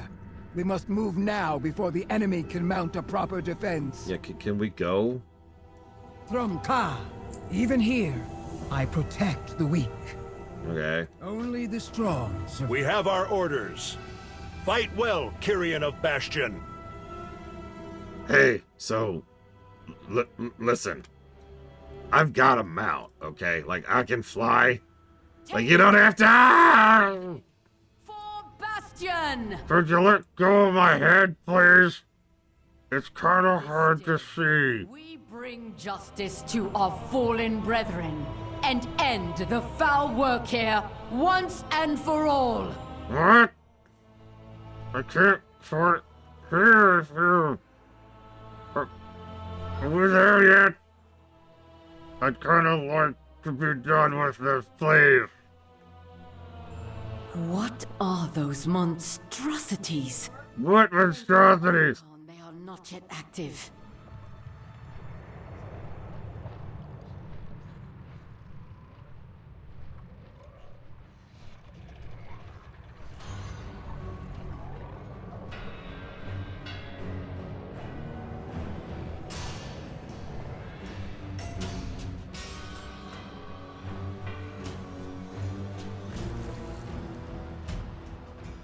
My head is... Oh, thank you. It's hard to breathe in there.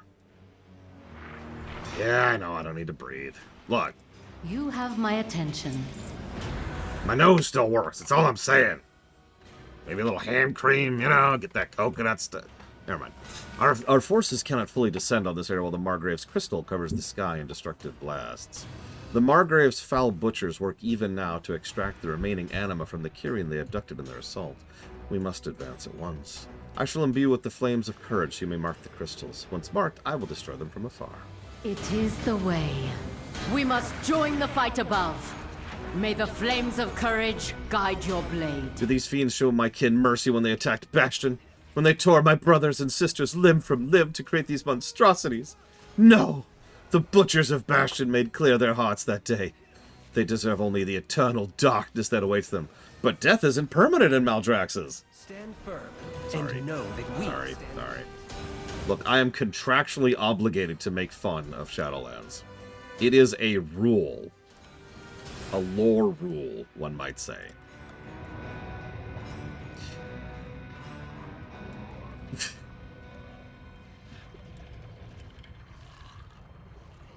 That would be funny as Minostar. Glory.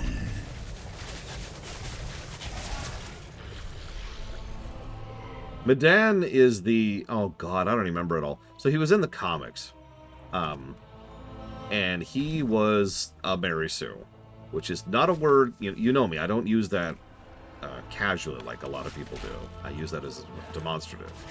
Yes, he was the son of Medivh and Garona. Don't think about that too much. Who was like part Draenei, part human, part super eldritch alien thing. Shaman, priest, mage... Shaman, priest, mage. Something else. I forget what else. I feel like I'm missing something there. It's been a minute. Another soldier falls.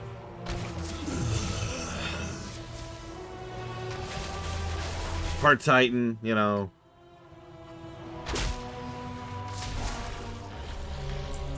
Oh yeah, also part Old God. I did actually forget about that. Victory! I actually did forget about that.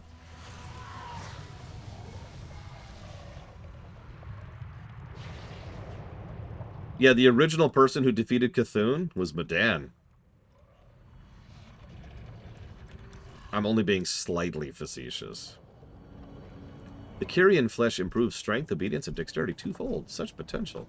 Now, if subject number 135 succeeds in proper wing transplant...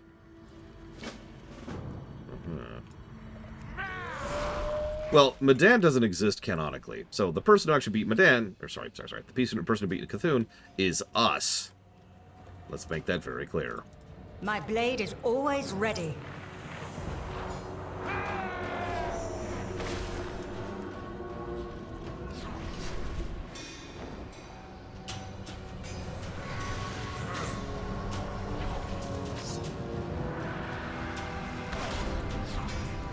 I'm gonna slaughter you!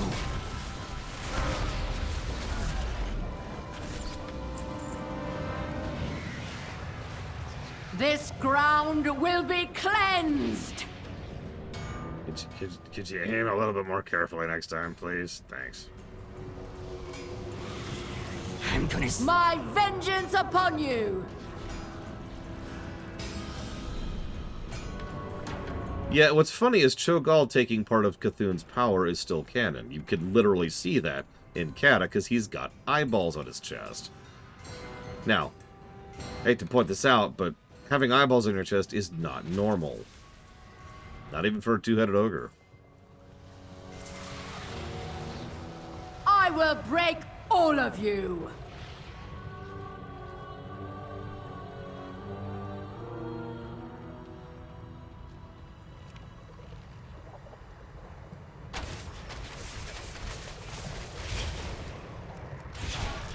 That's true. Garrosh did something like that, too.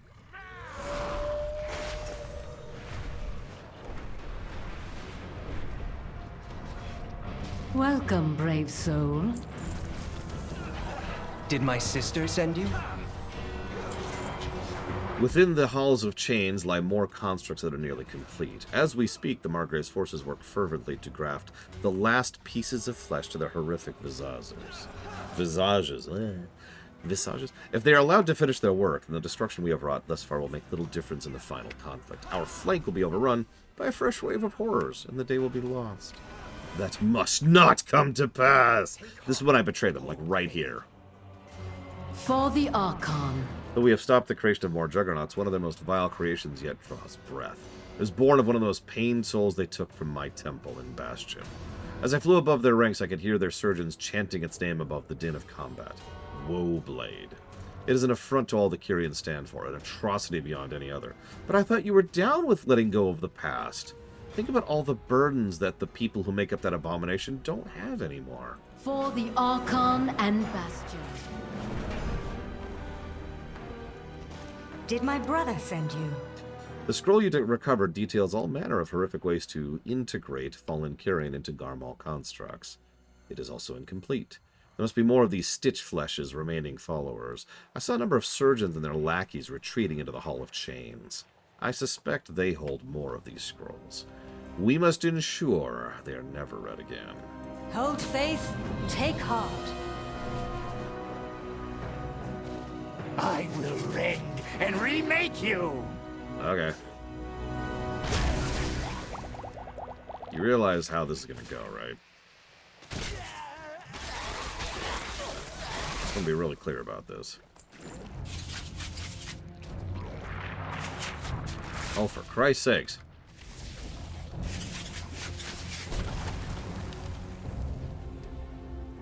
What? Aw. Yeah, I don't want to think about what old god flesh tastes like.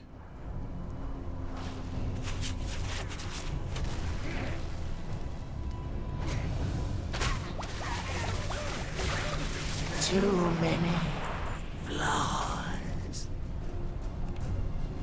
Calamari.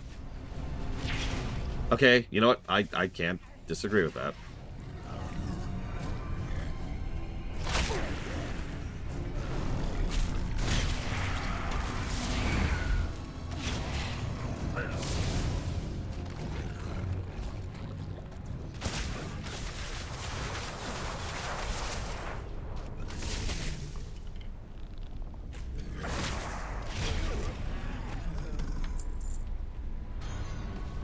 Calamari, but it's been in a bin for a year. Ah! Still technically edible, as most things are.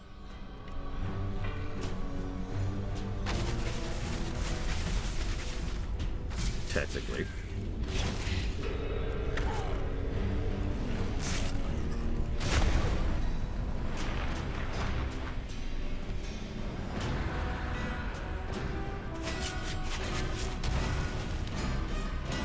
We know what Gahoon would taste like. That kind of sickeningly sweet taste of, like, really bad cough syrup.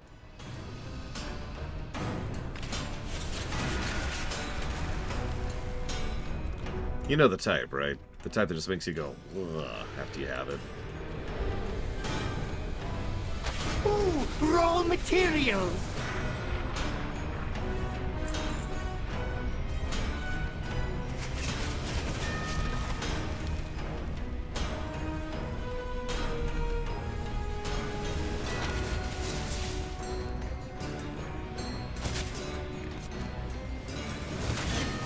I'm going to advise a lot of hot sauce.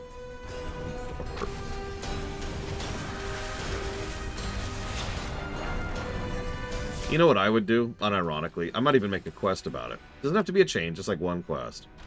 Like, hero, we need you to go help us deal with something. Yeah, sure, what's up? We need you to go activate the trap on the cave of the Shrine of Storms. Yeah, sure, what are you talking about? Oh, well, you see, we found out there was old god stuff behind there, and we thought about getting rid of it. But then we realized we could use it as a honeypot for anybody who wants old god powers. Oh, that's a good idea. So it sounds like someone's taking the bait, because someone's been asking questions in Stormsong recently. We got word from Brother Pike about it. Oh yeah, no problem. So you go there and Brother Pike's like, ah, my brethren, it is good to see you again. As you can see, a few people are about to fall for the trap. They go on like, yes, we can take all the power of the old gods. Ah, that is always satisfying. They've been trickling down a little bit, only about 1 or 2 per month, but still, it has become part of my daily routine. Thank you for joining me, champion.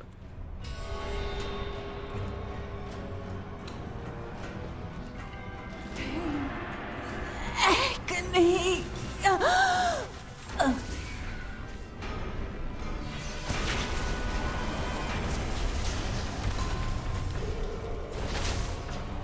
Oh, that's just asking for trouble at that point, Uthor. Because you know it'll be like, I mean, it'll be the Maw all over again, right? Let's just throw all our desirables into Australia. That'll never come back to bite us in the ass. Oh, crap! My ass! With courage.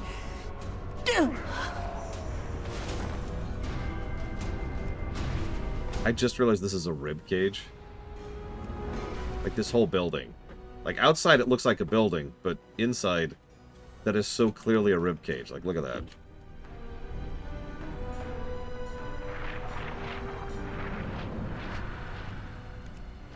Yeah, exactly, Huthor. Maybe not satiating the Eldritch Flesh pit under the Squid God Temple. Can we avoid that? Do you have need of my blade? Oh, the art design's fantastic. If you want me to deal with that, I can. May your courage never... The western flank is pinned down. Mograine needs reinforcements. Mograine, Epcar, you're disappointing me here. Always ready. Yeah, we've played Bloodborne. We know exactly where this is gonna go. We're gonna have to have eyes on the inside. You have my attention. Be quick. The Ashbringer and your fellow Maldraxxus need reinforcements at the West Gate. They are barely holding on. Xandria and my kin will reinforce our position here and push towards Garmal. We must make haste to Mograine. Without both flanks, we cannot hope to achieve victory. Listen. I need you to understand that I have a flying mount. You don't need to... Well, brothers and sisters.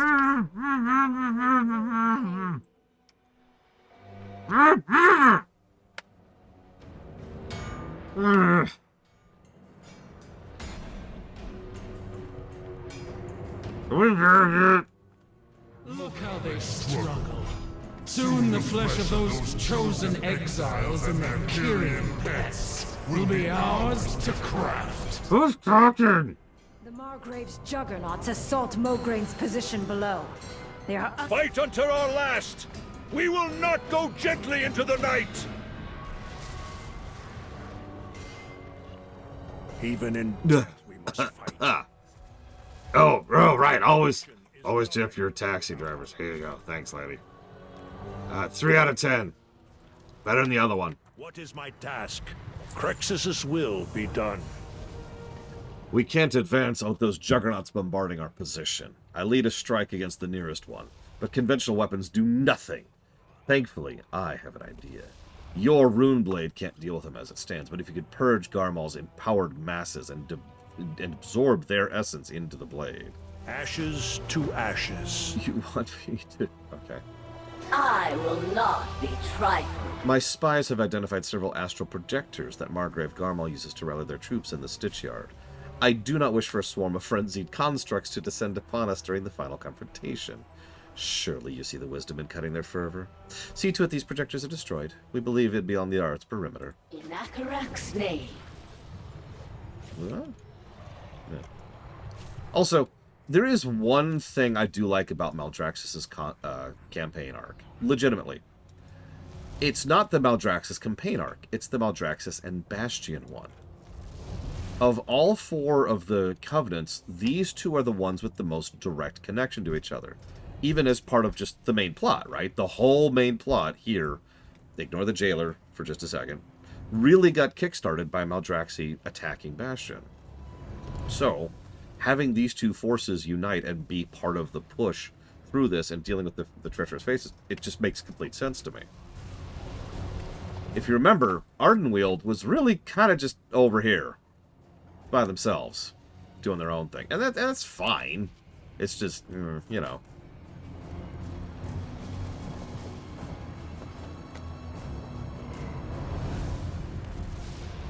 Hang on, Elizar.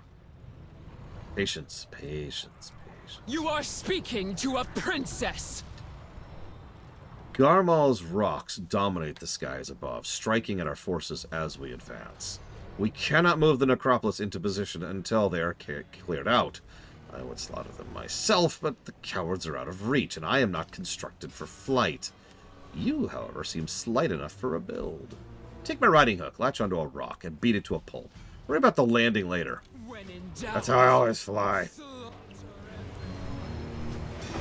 As it happens. Oh, that was strange. Anyways, yeah, Ardenweald continues to just kind of be bolted on. More fuel to the fire that really was not intended to be part of the constructed afterlives.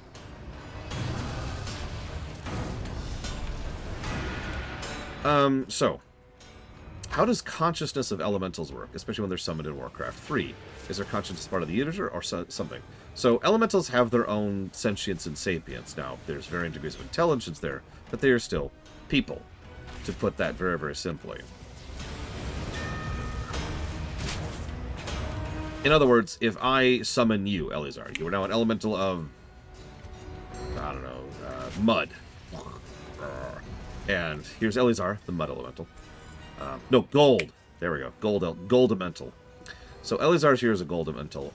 I have a degree of control over you, but I also have to then exert that control over you. In other words, let me put it to you very simply. If I summon you willingly, and if you are willingly to work alongside me, then obviously you're more inclined to do what I ask of you. But even that has a limit. I give you orders. You do not have to follow them. If I say, please help me in defeating our enemies, which you are also in favor of, then you're probably going to do it. If I say, do me a favor, gold elemental, I don't know, what can you ask a gold elemental to do? Do this self-sacrificing thing which only benefits me and not you, you might be inclined to do it, but you probably won't be unless I sweeten the pot a little bit. I give you something in exchange, right? There's a bargain that would have to be made there. Or, of course, I could bind you. I could use my power or constructs or artifacts to force you into submission, which, it's worth noting, is the most common method by far. It is also the stupidest, because every single time those bindings are malleable and breakable. And when that happens, the elementals tend to not be overly happy about being bound. Go figure. And yes, everything Huthor's saying too. Sorry.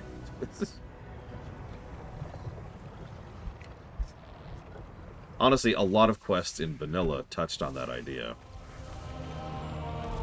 You need to go defeat these elementals. What they actually mean is you need to go grab the bindings, which are actually keeping the elementals bound here. So we can deal with them or get rid of them or free them, depending what you're after. Yeah, remember, elementals are older than you, and will probably continue to be older than you long after you die.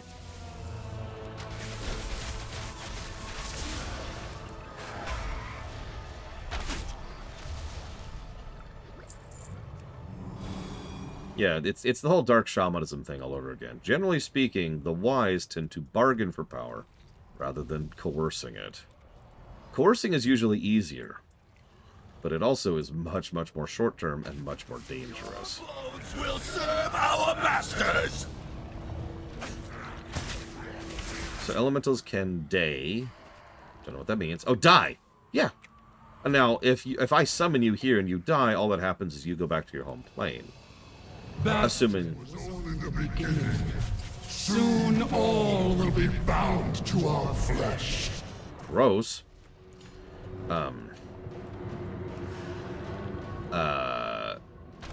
So assuming you are not in your home plane, yeah, if you die, then you go back to your home plane.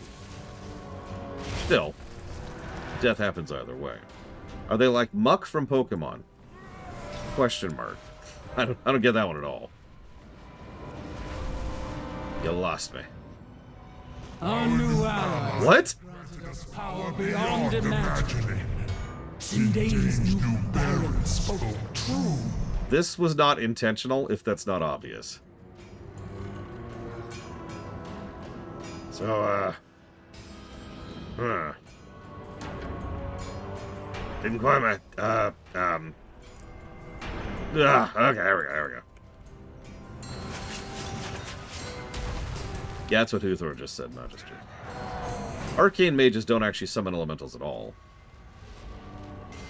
They conjure approximations with arcane magic. Vanquish all who dare oppose the House of Constructs. Blah, blah. Populism, blah, blah. Trump is an idiot. Moving on. Sorry. What I actually meant was Pumpkin Spice Palpatine. Where's the last one? Oh, I already got it. They called us mad for putting a tripwire on the air. Now who's laughing?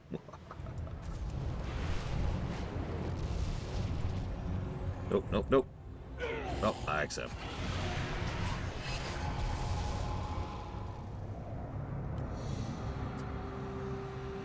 Nah. Huthor. Spoilers. Let us leave that at the wayside, where it belongs. It got me the very first time, Huthor.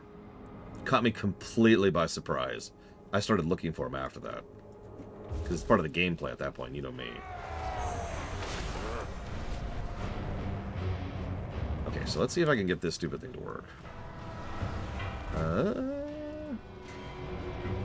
Nope, out of range. Okay. Don't bug out of me? Nope, it bugged out immediately. Okay, how about this one? Hey! Nope, that bugged out immediately too. Huh, so this is an MSQ. This might be bad. Okay. Hang on. A little closer. Invalid target. Huh. Okie dokie. Tell Wowhead.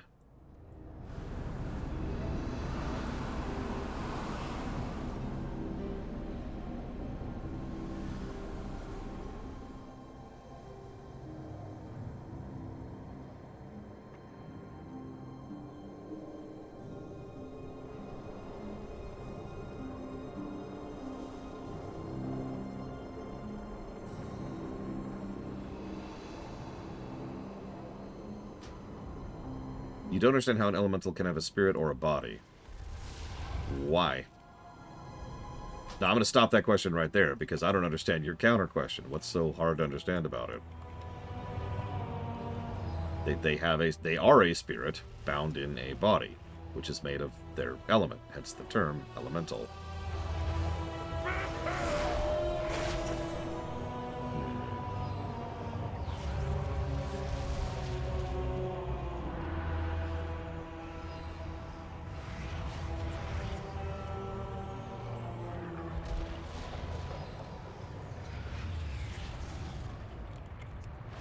So this might be really bad.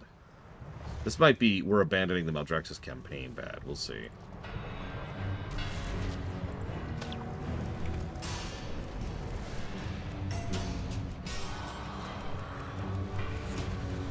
Okay, that seemed to work. Nope. Oh, wow. Okay.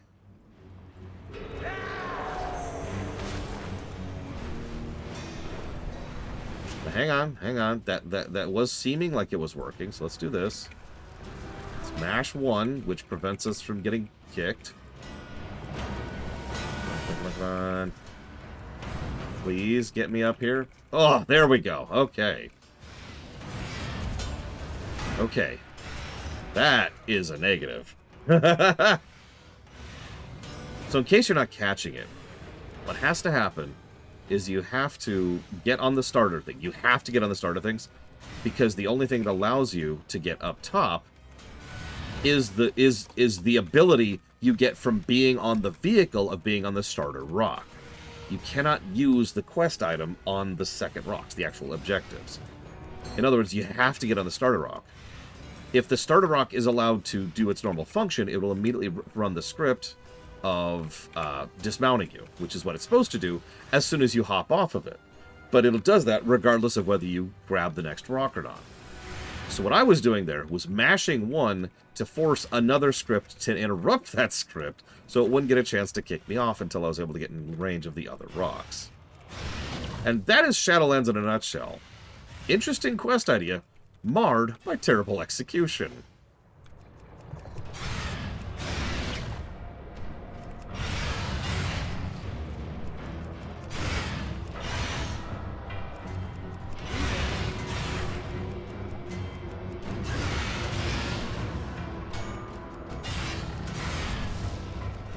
Yeah, the office was a fire elemental. Who knew?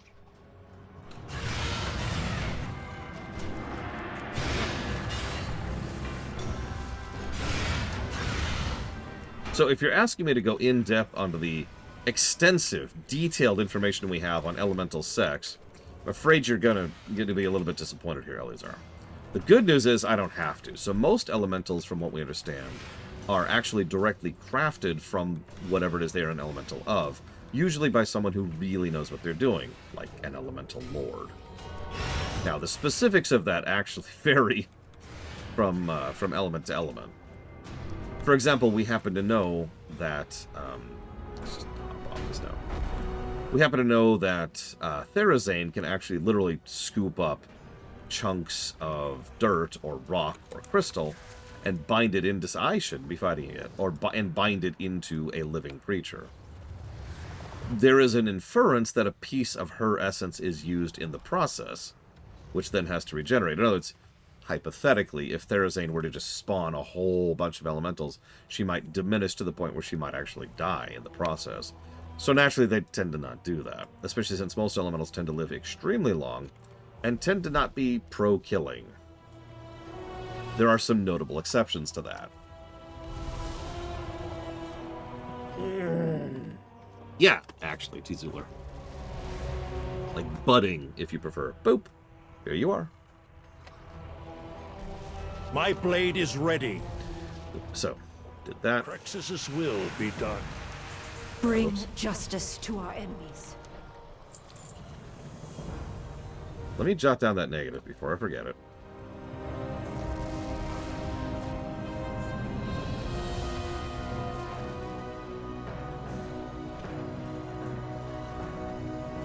No beheadings for today. Aw, she sounds so disappointed, too. We have little time to waste. The necropolis is nearly in position. Now is the time to strike. We must force Garmel into the open. Join me on my rock, and we will unleash your Runeblade's power on the Juggernauts. Margrave will be unable to ignore their deaths. Once they leave their blooded tower, we can finish them once and for all. Ashes to ashes.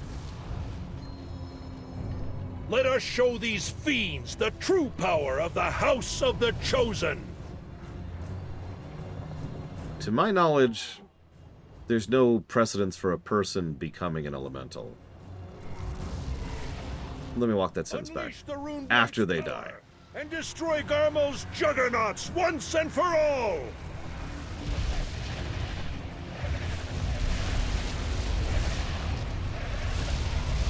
Hear me, Chosen! Hear me, Kyrian!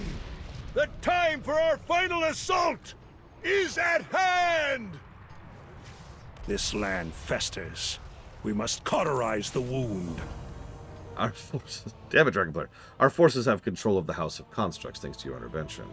Now all that remains is to vanquish their treacherous leader, the Margrave Garmal. This battle's been long in the making. I am at your side without hesitation. Trample our enemies. Forward! For Maldraxxus! For Bastion! For the Shadowlands! For Azeroth! Huh? Look, don't worry about it. It's a place.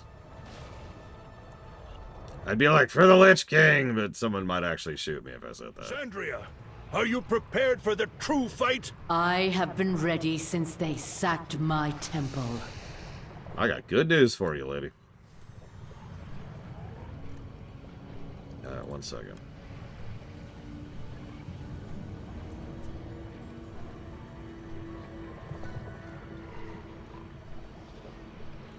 Speak without fear. Draka stands ready to unleash the power of the Necropolis upon Garmal. We need only buy her time to focus its weaponry. What we do now, we do for all of us. Bastion and Maldraxxus have both lost much to these fiends. Garmal will not be defeated easily, but united our forces will finally bring them to justice. Serve with courage. Let us see this done. Is this all you could muster? I had hoped for a proper meal. Bluster all you like. It is time to pay for your crimes. You mistake foolishness for bravery, Kyrian. You tread in our domain. Give up this madness! The Primus would not stand for this! We should have raided Bastion ages ago. The Primus held us back. Your betrayal sealed your fate. Justice will be done. A barony for the one who brings us the Paragon's husk! Which we have to offer, because all the other barons are dead. Don't think about that too much, though.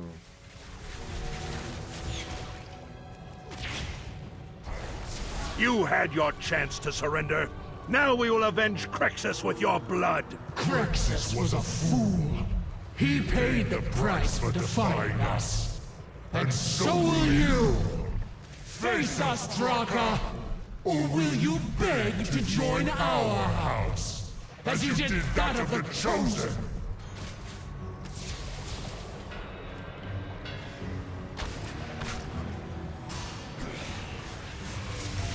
Yeah, Richard Ipcar is playing Alexandros there.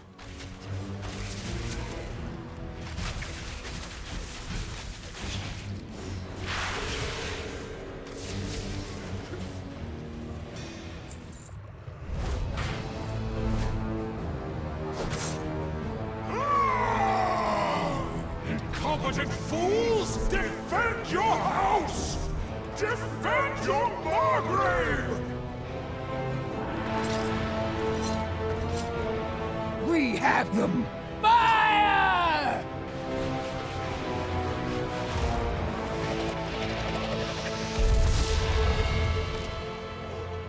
Do not let them!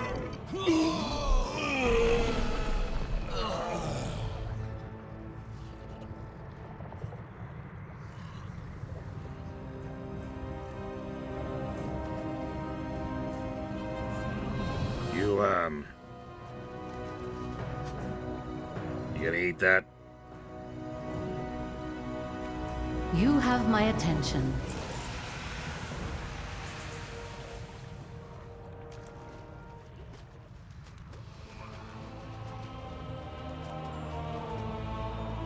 Mograine, Mawwalker, I found something troubling within Garmal's stronghold. You must see it. Lead the way, Baroness. How goes the fight? Strength and honor. You better come take a look at this cliche. Not that I'm aware of, Elizar. Let's ignore the constructed afterlives for a second, which is really easy to do. What happens to you after you die in this setting is extremely malleable and variable. There's a lot of different options there. So there's not a lot of automatic-y kind of things. Yeah, it feels like the end of the campaign, doesn't it? We avenged Bastion, we forged an alliance with them, We defeated the hostile house. Everything's cool. Whoa, that was a little buggy. Wise to search the tower for evidence of Garmal's treachery. I did not expect to find this. Anima, but not of Maldraxxus. This reeks of Venthyr sorcery. It also depends on what kills you, how you die. Like the anima stolen from Maldraxxus. Oh god, look. This was given. You can't see outside. We know Garmal conspired with Sindane. If they have the backing of Revendrith, it bodes ill for our cause. We must investigate. Agreed. I will prepare for the Mawwalker and I to journey there. In the meantime, see if Garmal possessed anything else that could be of value to us. Orders? Ambition is nothing. Garmal collected anything they believe to be an item of power. We'll need to search the tower. It is come, Mawwalker. Let us search the fallen Margrave's stores. Nothing of much value to us here.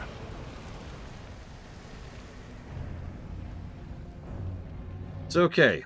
We've given all the positives we're probably going to give this campaign. It's negative land from here on out. Maybe. We'll see. We'll see.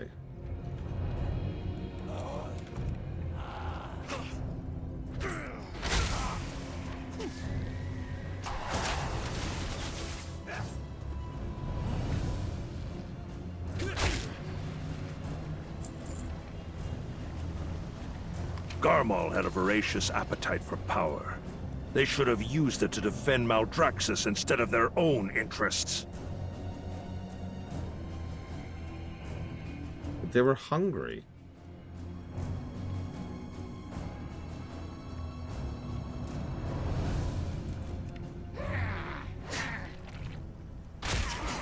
We're so close to Dragonflight. So close. I mean, it has been argued that pretty much the final cutscene, it's not actually the final game, but one of the final cutscenes we'll be seeing in this expansion is the worst one in all of WoW. Now, I don't agree with that personally, but it is definitely up there. And I only say that because that's pretty much right at the end. In other words, it's always going to get worse.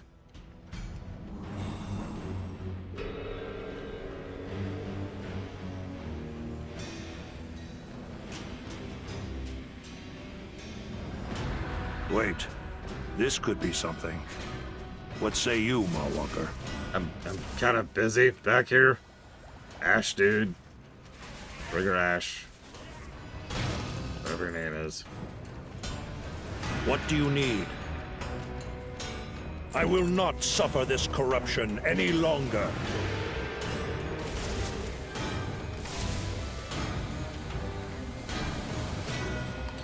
Oh, it should, Blade to Ball, 100%. Even in death, we must fight. Once a part of the Primus's armor, this mantle is still filled with power. I await the next battle. The mantle of the Primus. Third time he said this. I can hardly believe it, that Garmal possessed it. They did not use it against us. That we reclaimed it. God, these are strange sentences. This could prove vital for our efforts to restore Maldraxxus.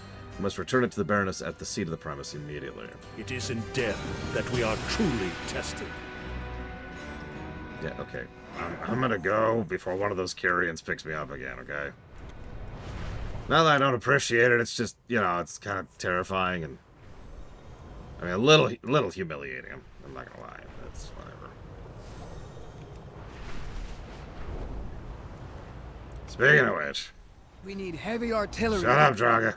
I want to carry a graphics amount.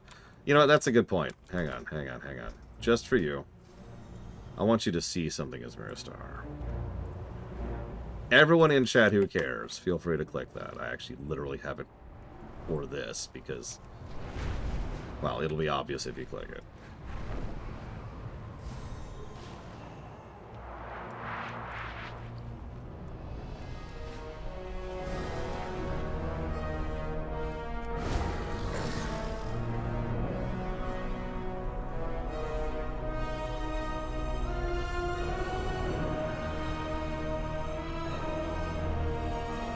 From Strahd. Yeah, see bird.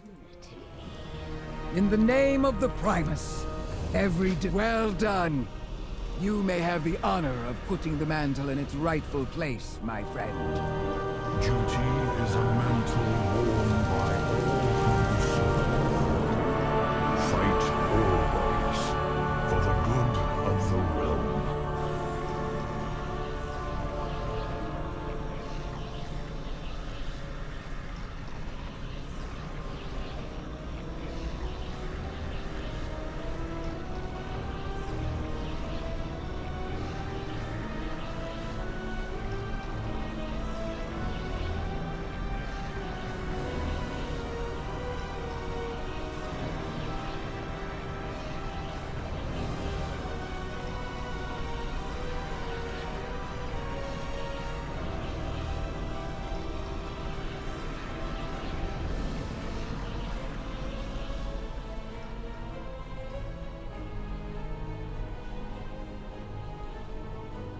Always ready for battle.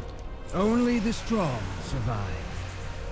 I want nothing more than to make Revendreth immediately, but it seems they have their own challenges to face. All I know is, you need to increase your reputation. Even here. You have increased your reputation. Strength We comes. received word from Revendreth. It seems Maldraxxus conspirators have been found skulking in their realms. An emissary from Sinfall wishes to discuss the anima reserves we discovered.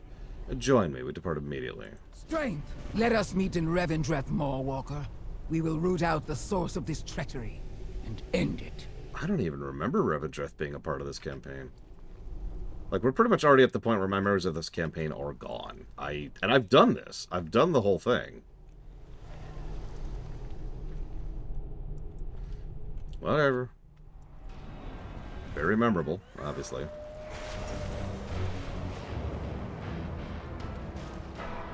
At ease. Glory is Jot down some notes while I'm here.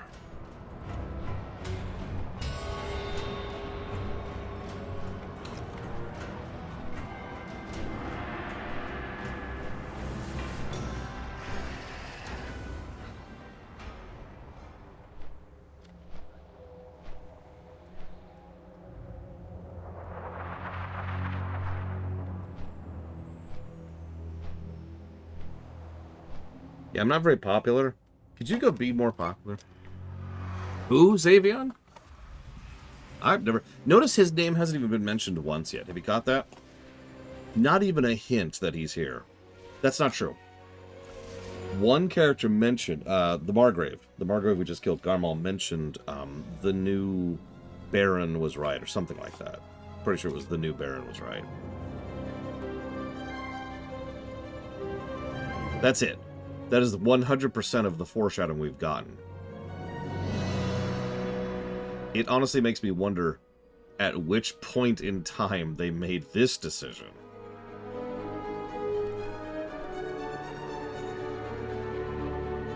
Granted, maybe they just came up with it pretty early and then handled it terribly. I don't know.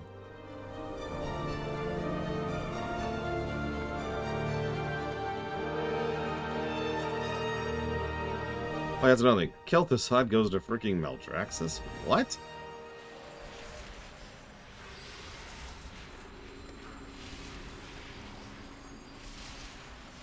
You know, I sure hope so, Mr. Red.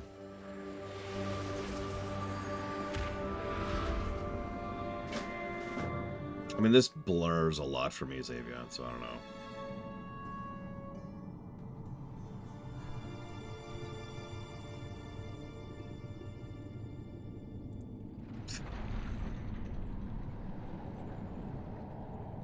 He's a lich. Liches go to Maldraxxus. Duh. What do you mean that's not what Maldraxxus is about? Oh, it's about schemers? Well, there you go. Kel'Thuzad was a schemer. He goes to Maldraxxus.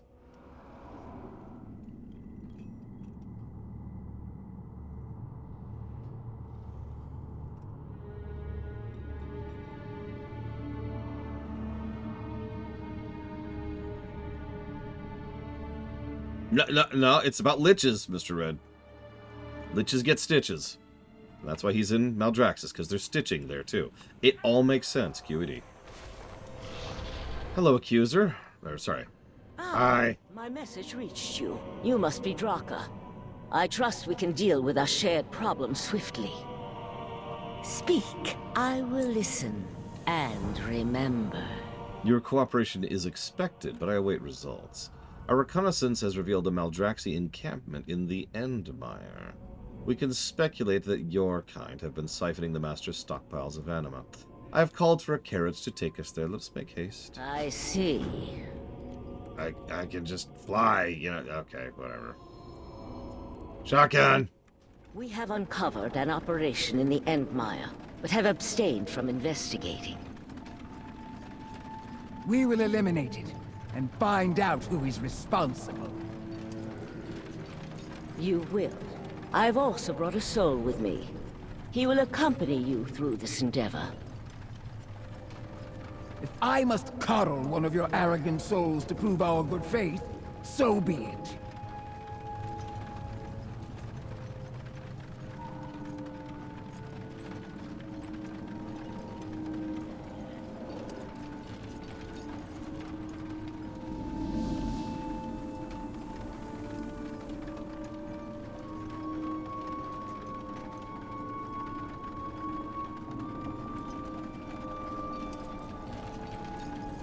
We haven't gotten there yet, Venters, but we'll get there.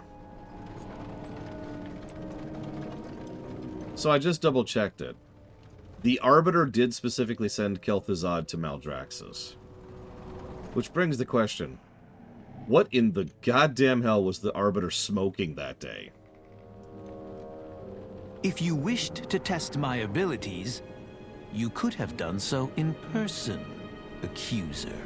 Hello, Kael'thas. You speak so often of your immense power. Now behave, we have visitors. So, Kael'thas being here actually makes perfect freaking sense. Who was once an orc and a living mortal. Do you seek to wound me with these reminders of my homeworld, Accuser? Nice sinstone, Kael'thas. A rather large sinstone, Kael'thas. Confront your past, or be condemned by it. The Maldraxxus toil away just behind us. I care not if you consider them allies or traitors as long as you remove them from Revendreth. Destroy their encampment, purge it from our soil, ensure such an affront never occurs again. The means are not important. All that matters is the heretics remember the consequences of trifling with true power. Tend to your own sins. Kael'thas will join you. I shall remain a watchful eye. This menial labor will not improve me as you hope it will, Accuser. First, we ruined their operation. Questions can come later. I scouted from the Overlook as we rode in. Necromancers charge crystals full of siphoned anima. 3 dredgers stack them onto carts. Kill the dredgers and everything screeches to a halt. For Praxis! For Akarak! Hello, Evo. Welcome to Kael'thas.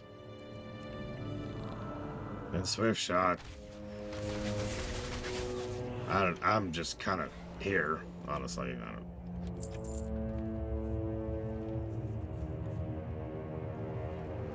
These guys looked like they needed help, so, you know. Didn't want to leave them in a bind. Our master will not tolerate failure. The Arc Lich will never fall. Oh, hey, Kel'Thuzad suddenly exists. For real, like, there's no hinting, and all of a sudden they're like, the Arc Lich. Yeah.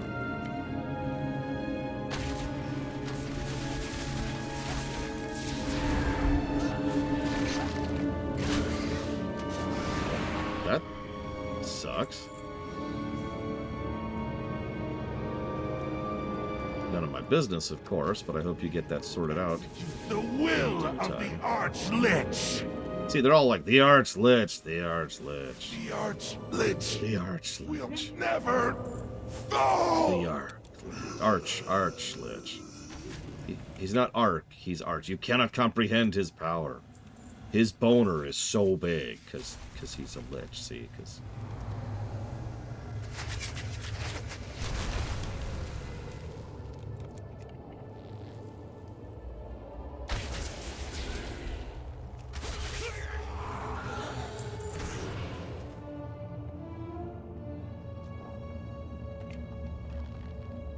Our master will not tolerate failure. It really is like every line. They're just hammering this sudden foreshadowing. I just got a quest to go to Kurthia. What?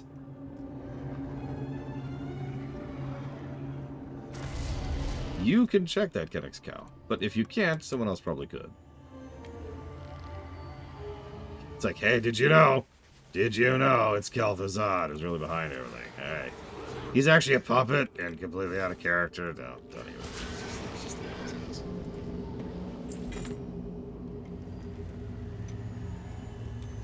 That is an extremely dumb reason, Eva. What in We will the execute hell? the will of the Archlich.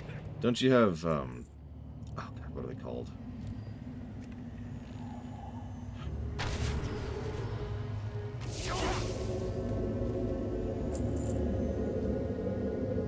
I can't, notarized. Can't you get it notarized to prove that it's real? Or is that exactly what they demand? In which case, roll my eyes.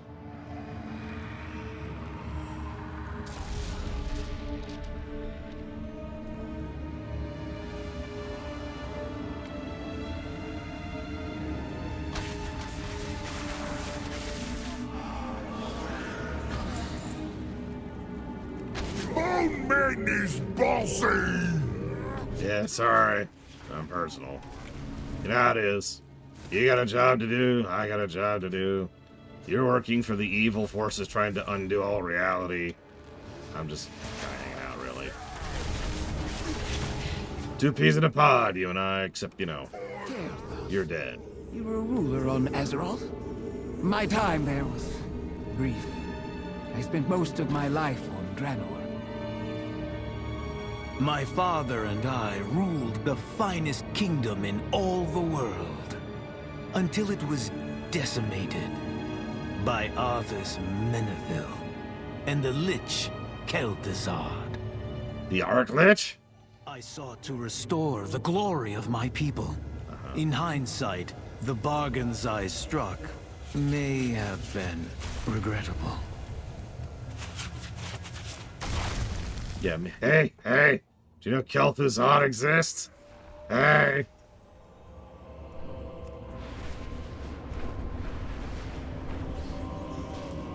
You ever heard of this guy? One of the most well-known characters in all of Warcraft. Like, he's not type 5 territory, but like, maybe top 10. Definitely top 20. Oh, hang on, Evo stopped, which means I now have to stop the entire stream until she feels comfortable, like, venting and feeling safe about talking about irritating stuff here. So, hang on, let me go ahead and kill this guy and then stop the stream.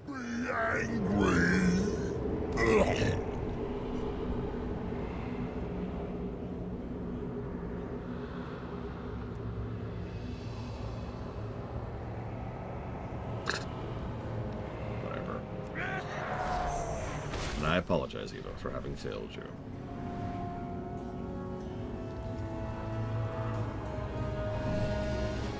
Our master. Shiny Smash! Shiny Smash?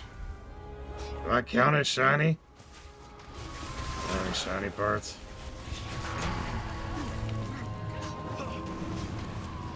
I don't think I do. That reminds me. Due to the nature of Torghast, and it is specifically Torghast, we're going to go ahead and do the Revendreth campaign, not on Silverfur.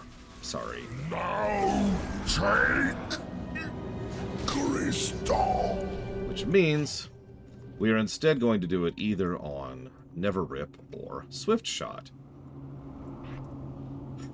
Repetition is the short answer, Blade to Fall. And I don't know about you, I'd like to spend as little time in the Shadowlands as Blood possible. and thunder.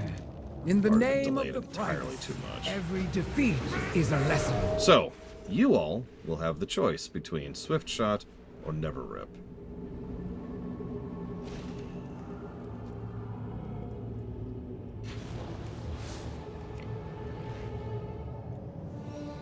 So you fools have discovered us at last.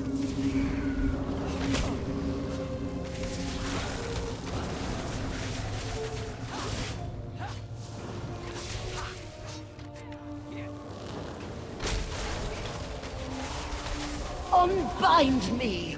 What magic is this? Why are you sending Anima to Maldraxxus? Who do you serve? Answer me! I will. Kel'Thuzad, the defiler of the Sunwell. At last, I will claim justice for Silvermoon! The Lich was drawing upon a source of great power. So anyways, it's Kel'Thuzad. Can I get some lore shocks here? I'm going to go ahead and give a story negative before we move even one further step in. I want to explain why. It's not the fact that Kel'Thuzad is bad or badly written or any of the retcons. No, because we're not there yet. That's all in the future. The lead up to the big reveal that it was always Kel'Thuzad is really badly handled. Let me walk you through this again. So we went through the entire launch campaign, okay? During which we actually saw Margrave Grommel. That's the giant abomination we killed earlier. And she was, they were actually like, "Wah, we're evil." And we're the ones leading the attack. Okay. Then we went through the entire, well, half of the Maldraxxus campaign, the actual just for Maldraxxus campaign, during which we fought against the abomination Grommel again. And then we get here, and out of nowhere, hours and hours and hours into this story arc, all of a sudden they're like, the Lich, the Lich, the Lich, the Lich, the Lich, the Lich, the Lich. Did you know I died to the Lich Kel'Thuzad? The Lich is super powerful, you have no idea. I serve the Arch-Lich Kel'Thuzad. Kel'Thuzad, Kel'Thuzad. Even if it was just Bob from accounting, this is bad storytelling.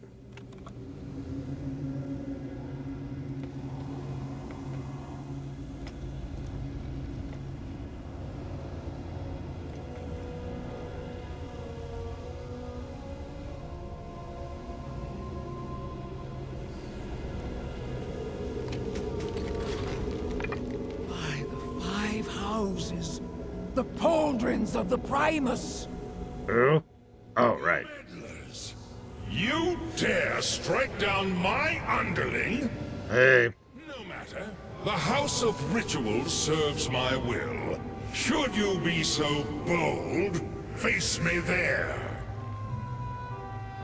Okay. I will make Kel'Thuzad pay for what he's done.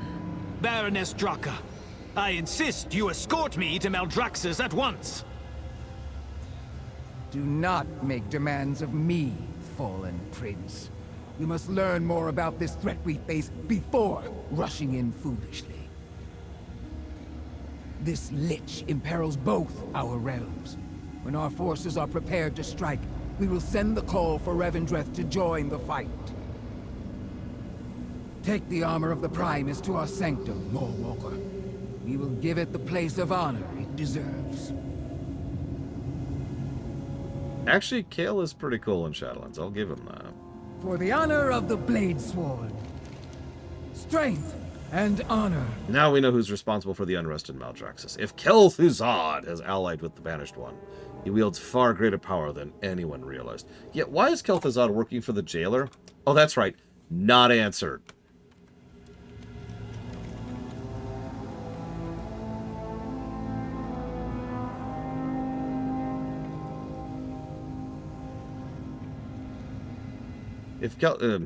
We must lay siege to the House of Rituals, but we need time to prepare. Attacking without a flawless strategy will only ensure our defeat. For now, return the pauldrons to the seat of the Primus. I'll await you there. Strength comes from the heart. Hey, so, no hard feelings about your entire kingdom burning the ground, right? Cool. Okay, I'm gonna leave now.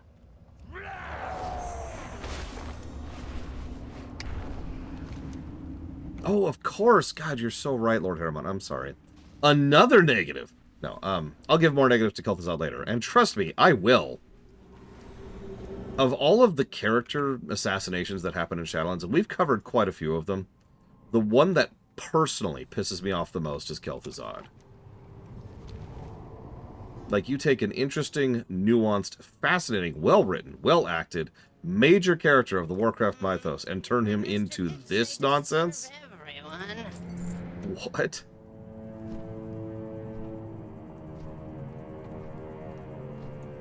There was a book that came out back in Wrath. in-game book, which was all about Kel'Thuzad preaching the actual philosophy of the Scourge. And that's always stuck in my head because there's actually several other... my nose, even. There's several other indicators that that's kind of his mindset. That he is a true believer in the concepts of what the Scourge represent. And how it frees people from a lot of the burdens and concerns of life. And, you know. It makes him interesting. He values characters. He values friends. He has the ability to think long-term. He's malleable, loyal, trustworthy. And this is the guy who's been working with the jailer the entire time. For the jailer, excuse me.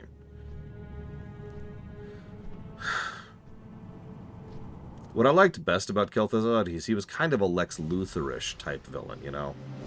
Evil, sure, absolutely. But with a brain. And with some layers of... I almost want to call it decency there that helps flesh him out. Maybe decency is the wrong word. Maybe just depth might be a better word.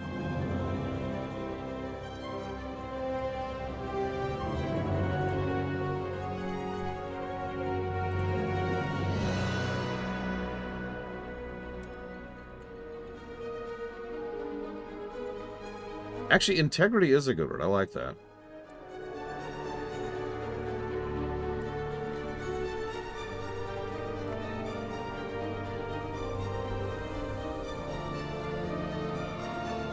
Yep, you like this Ouroboros thing that I've already given a negative to?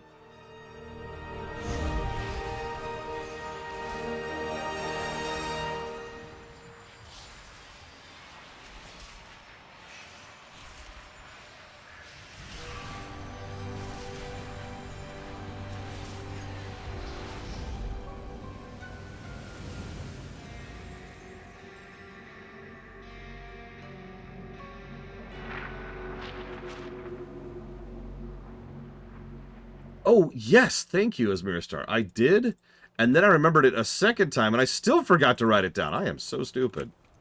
Okay, so we'll call that world building, because that's a problem on that end. I'll type up more later.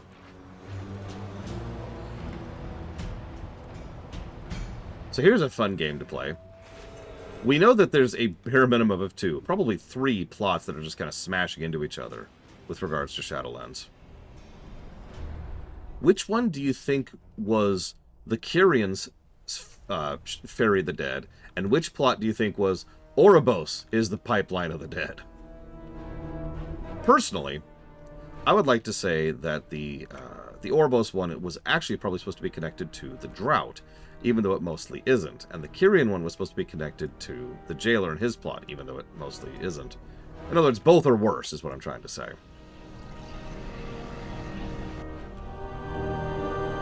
Enemies arise from without and within. They look like eels. Mark them with the mark of the eel, for it shall show you who your true enemies are. You revealed the true enemy of Maldraxxus, Smallwalker. And now, you shall restore these pauldrons to their rightful place. You're a little late, Draka, Heed already. the words of the Primus, and together we will fight to save the Shadowlands. Even here... So this is a gain rep quest. Only the strong survive. I'm sorry, am I an idiot? Don't answer that. But, like, I don't remember Ardenweald having quests which were literally just gain rep and then come back once you've hit rep barrier. Like, new reps just gave new quests. But Maldraxxus has go get rep quests. Loktar, for It's had several. This is like our 4th. It has come to my attention you seek to uncover a plot by the Baron Kel'Thuzad. That upstart has been a thorn in my side since he arrived at the House of Rituals. Not only did he pilfer my rightfully earned title, he has since shut me out of the house's dealings. Oh yeah, I need to write that down. Hang on.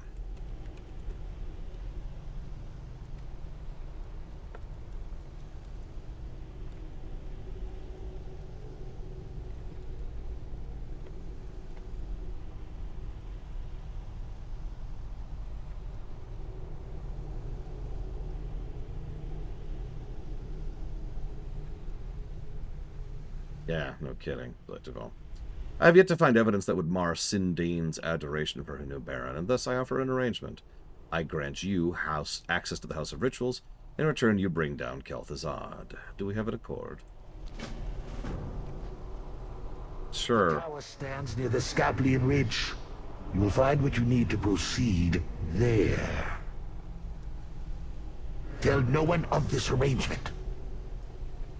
Yeah, that's how secret arrangements... Okay, everyone! Hey! Hey, I'm working with this dude, hey! Dude, nobody cares.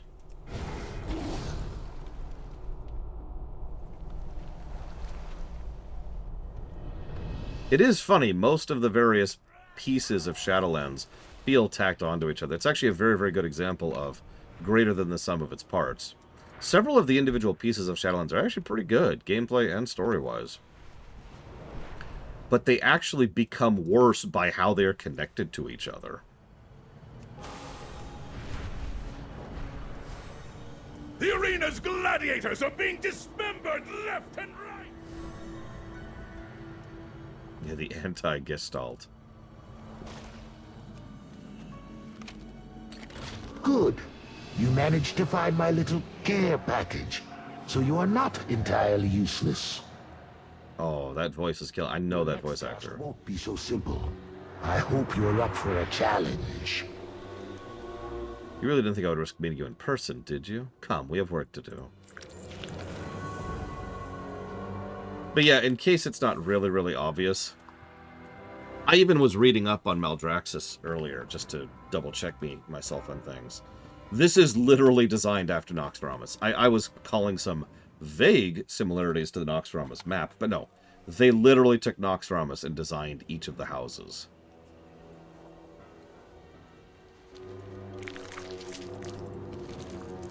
We will have to construct an illusion to allow you entry to the House of Rituals. However, not just any illusion will do. In order to join Kel'Thuzad's inner circle, we require something specific. We're going to need a body. Fortunately for us, one of the Baron's favorite acolytes is performing a ritual outside of the house itself. You need to fight your way to her, but I'm sure that you're capable of. The illusion ritual requires a substantive amount of anima to complete. Since a resource like that isn't simply lying around these days, we will need some. The abominations from the House of Constructs recently arrived with the delivery of anima-rich spoils from the raid on Bastion.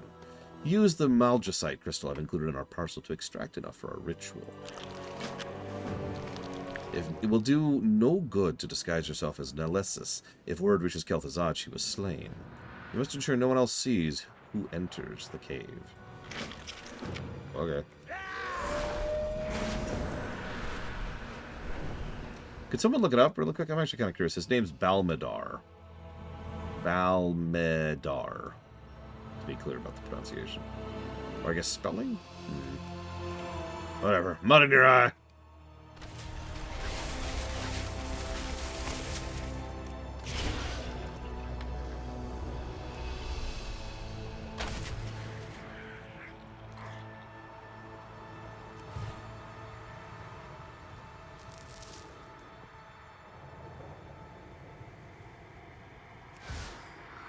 You know, I was thinking about this.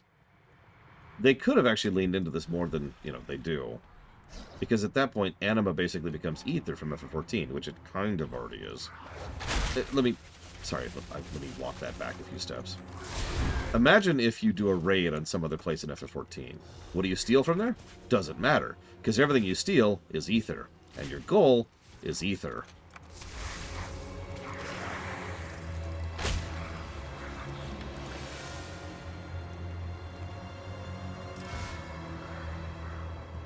So in other words, what ends up happening is you just steal anything that's not bolted down, because everything's made of ether. And it suddenly becomes like about density and mass, and just what you can carry more than anything else. I don't know, I think that would be kind of interesting. Yeah, it doesn't surprise me about Falkenstein. WoW, like most AAA productions being done by a gargantuan company with the resources and access and ability to do things of God himself, can't actually keep track of who's done what when it comes to internal processes. It's very difficult to write down a name of someone and then the name of the character they play. That's beyond their ability. You are asking too much, von Falkenstein. I will never stop making fun of this. Because it's stupid.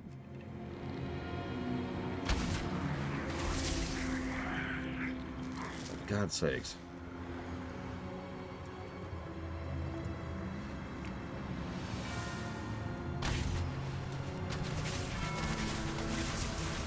I will serve again.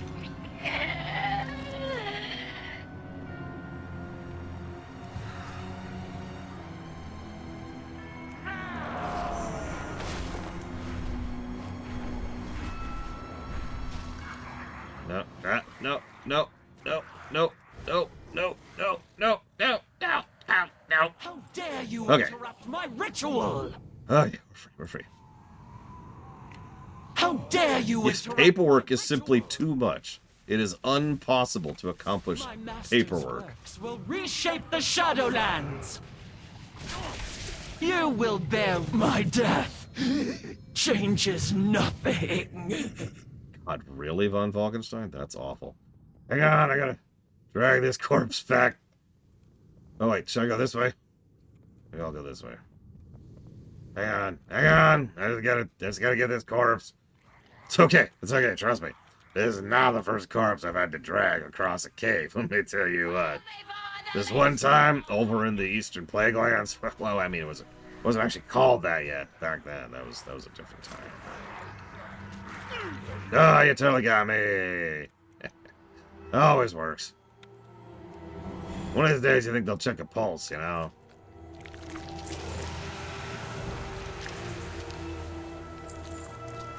Right, come on, drag.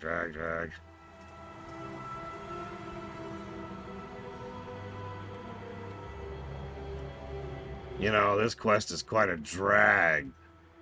What quest are you on, Bregman? Out of curiosity.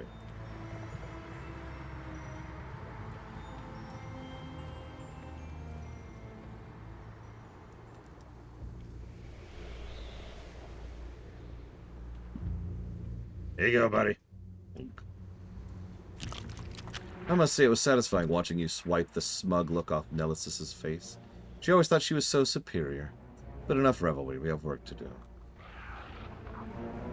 That work is looking up a quest for Braveland. I assume you already just abandoned the quest, right?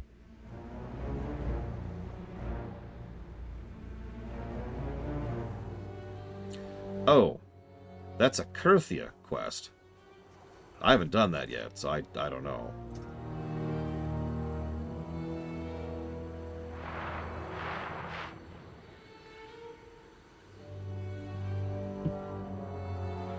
Yep, abandon and redo is the answer. Several people are having the exact same bug. I'm ready, Gum Gum. Star Wars fan sucks. Oh, there we go. Okay. Got it out of the way.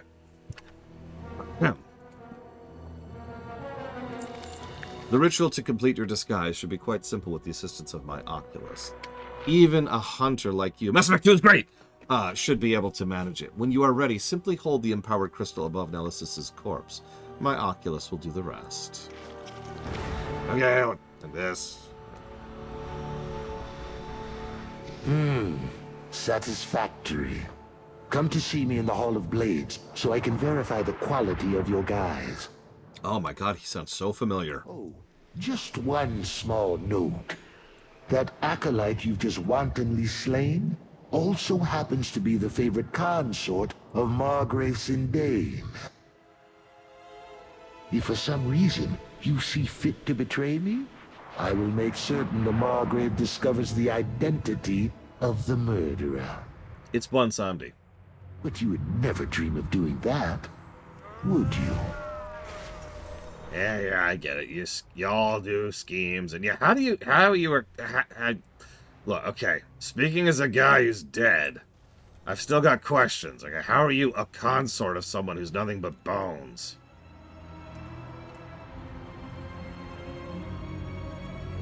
And do I want the answer to my previous question? You have not yet been slain. Impressive. No, yeah, that's it. That's him. I am done with you. For now. Now that you have your disguise, and I have assurances of your loyalty, it's time you reported to your new master. Oh god, Bragwin, yes I do remember, unfortunately. Find Kel'Thuzad within the Vault of Souls. Do whatever tasks he requires of you. But keep your eyes open for anything untoward. My Oculus will continue to accompany you so I can provide guidance when the time is right. We will uncover this new Baron's true intentions. Remember, this is an alliance of convenience. Don't we know Kel'Thuzad's intentions? Like, I swear to God, if this makes a whole thing about how Kel'Thuzad is secretly working for the jailer, I'm giving it a negative just for the stupidity of that reveal on the spot. Oh yeah, an illusion. What are you hiding?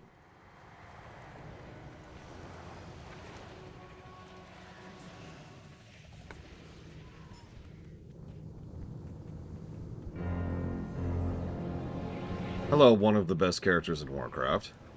You may now address your master. So, hang on. How many of you are familiar with the Kel'Thuzad meme?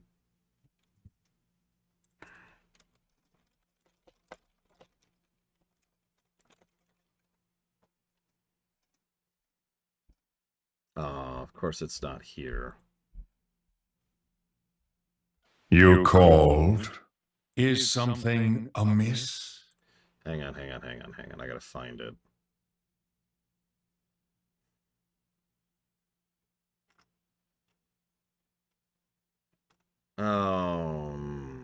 Is this it? How dare you poke the Archlich of Naxxramas, Lich Lord of the Plague Lands, Commander of the Dread Necropolis, Master and Founder of the Cult of the Damned, formerly of the Council of Six, Summoner of Archimond the Defiler, the Betrayer of Humanity, Hearthstone Enthusiast, and Major Domo to the Lich King himself, Kel'Thu freaking Zud! Oh, wait. I forgot creator of the abomination. Can we take it again from the top? Anyways, that's Kel'Thuzad. Ah, you've returned. I take it the ritual went well. Come, we have much to accomplish. All proceeds according to plan. You've done well in my service, Nemesis. When the time has come to take my rightful place, you will be rewarded. Until then, I require your utmost devotion and secrecy. Our preparations are almost complete. Come, walk with me. I will show you the splendor of our works. Death's victory draws nigh. The constructs have returned with the remaining spoils from our raid on Bastion. Along with my personal prize, a type of Kyrian their kind refers to as a bearer. You will answer for this, Lich. I am no one's prize. Within this pitiful Kyrian lies the key to places of great power. And by utilizing the anima stores secured from our allies in Revendreth, I shall open the way to victory. Enough reflection. It is time we prepared for the ritual. Yep, the jailer is death, obviously.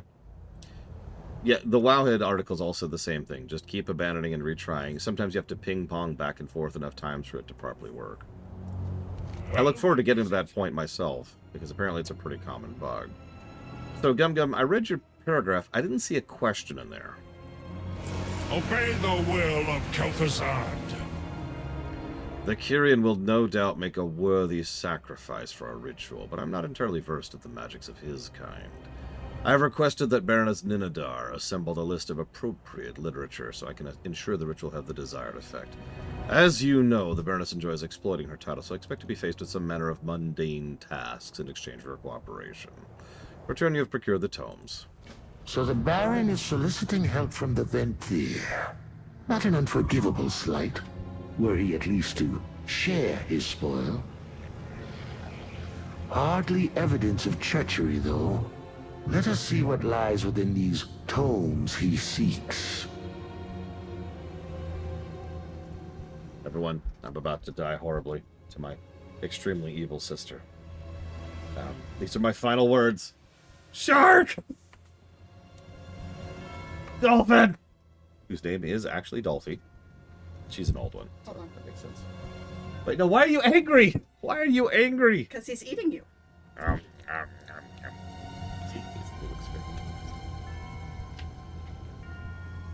You can sit here for right now. You can sit here. You have an eyeball. Yeah, he's following me around. I've lost some weight. Can you tell? Are we currently in disguise? Yeah. Which is doubly funny because I'm actually playing an undead, so I'm barely different. Your face is narrower. A little bit, yeah. I originally did this on a Tauren. Yeah? Bit different. Yeah. I'm doing it on a Worgen. What have we here? Will also be a bit different. One of Kel'Thuzad's little pets. Yes, hello, Baroness. How are you? What is it? What have you done with your hair? It looks marvelous. It doesn't. Failure is unacceptable. There's no hair. Yep. I remember the Baron requesting a collection of tomes from my library, an odd smattering of topics, if I recall correctly. As you can see, I'm a very busy lich, however. If you were to lighten my workload, perhaps I could see fit to provide you the tomes you seek. One of the more regrettable duties of the Mistress of Tomes is the collation and maintenance of our scroll library. Unfortunately, many of our acolytes are less than prompt when it comes to returning items they have borrowed, which requires me to seek them out and retrieve them myself. Of course, this is far too menial a task for a baroness, but that's why lackeys like you exist. The House of Rituals is a place of constant study. Every day, new incantations and formulae are concocted to further the arts of necromancy. It can be difficult to keep track of such innovation. To aid in the cataloging of our progress, our sorcerers have applied the use of enchanted quills and parchment. Unfortunately, if not properly stored, these implements tend to run amok. Of course, they were not properly stored. Find the implements and return them to where they belong. We are done here. I can do that. This is a world quest, too, I'm pretty sure.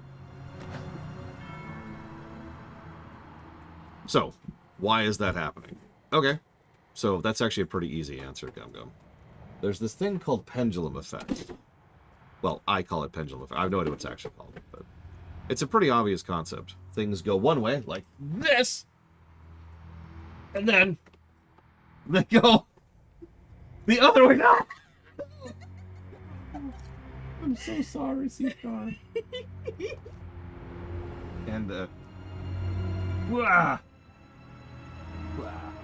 And Gray, I noticed Gray down here. Ah! Oh, shoot! Okay, didn't get on anything. I have reflexes still. In the future, please make sure I'm watching for that reason. There's nothing on that side. Well, actually, there are a few electronics over there. And if it goes this way, it gets on the battery backup. Yeah, it's not going to go that far. I would still rather not. For the future. I like how Dolphy and Angry Shark are just hanging out over there. And Gray went somewhere. Gray's right here. I was gonna come back. Do we have an ETA on dinner? Kaz said an hour and something when he started it at some point in time after Jaina got home. Cool. I don't mind taking time. Like, it's early. I'm not hungry. I got work to do. Death to the work! Ah, I know how to fix this! Oh no. Okay, here she goes. Okay, she did it! She solved Shadowlands, just like that. Whew, that was difficult. You did it, though. Congrats. Have you seen the new campsites thing? Yes, I have. I've only set up 2, and it's for this run, but... I thought you said you weren't hungry. I'm not. Your stomach says otherwise. My stomach's in pain. Why do you have cheese on your desk? That's for the little one. That's for the kiddo. You do realize that cheese is a dairy product. This is very sealed. It is sealed in plastic and wax. And... Oh no. Perishable. Keep refrigerated. It's only a week old. Okay, the real answer is she was going through these so fast. And then those two just sat there for about a week. She was gone. Yeah, that makes sense. Anyways, here's my basic one. But you want to see that one? Of course you don't. You're going to see it anyways. What is fussing at you? Is that what the Nagrand one looks like? It's honoring, but yeah. Look. No, it's very Nagrandi. It's plain. It is. It is. And they make too many things that sound alike. That's true. Also, your staff doesn't match. This is not an outfit at all. I have a problem with it. Well. Please log in and use your mount because you don't have the toy. What toy? Oh, yeah, the toy I still don't have. I keep forgetting it even exists. I don't even know where I got it. Yeah, like, where do you get the transmog toy? Does anyone know?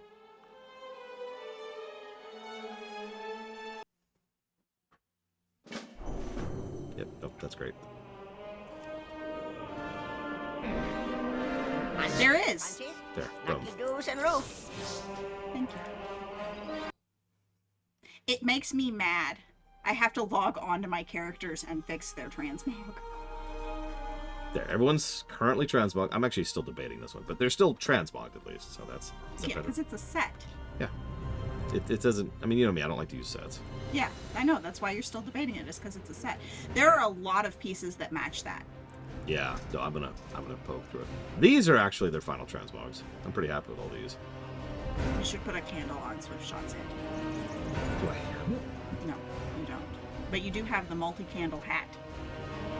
Let's find out. Hang on. You don't have the. We've tested this already. You don't have the single candle. You have the 3-candle hat. Hang on. Shop, browse, smell. I don't know what it would be called. It's toward the beginning. Yeah. It's on like page. Well, that's already like BFA right there, so that's already too far down, and that's Dragonflight. So it would be here if I had it at all. So you were quite correct. Oh, he may not be high enough level. Oh. May your feet find good trails. Here we go. The red stuff. Yeah, here we go. No. No. No. Yeah, that's rady No, stuff. it's very obvious. The candle hat is very candle. Nope, you don't have any of them. There is also one that's like, oh no, I think the 3 is the shoulders. You know, I'm gonna be real. That would kind of fit him. Yeah, wouldn't it? No, I think the white one. It has to be plain. Yeah. Although the death fish one. Hey, what's going on? Or Miraculous would have probably sounded like. Or a flower. The flower. Holding a flower in his jaw. I am Casanova. I gotta do the voice. What's going on? I got all kinds of colors. You like purple? I got purple. Into druidism? I got that. No, I got it. We're cool. It's whatever. Actually, you don't have it. I'm cool. It's cool. Look, I'm a martial artist too. Hey, what's up? I need to keep my hair out my face. Yeah, keep the sweat out of my eyes. Yeah. My eyes. I mean, my skull. My eye socket. My bear skull. Yeah. Actually, that might be skin. What's going on? I like to look fancy. I go on about. The new stuff should be in now. Yeah, here we go. Behold! That's... It's from the new raid, I think. I don't even know what that is. I really don't know what that is. What the heck is that? I'm an avatar death, I guess. I don't know. It does match. It's true. It actually does. That actually does match the yellow. That's wild. Did you go and get him the backpack? Yeah. It fits him. It fits him so well.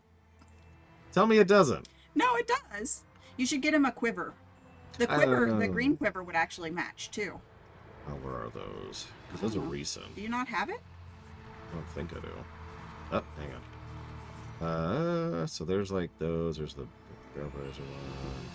It's green. Perfect. There we go. I'm ready to go. Is that a chicken? Nope. That is much worse than a chicken. It's a goblin explodey bot. Oh no! Perfect. Perfect. This is just. This is just.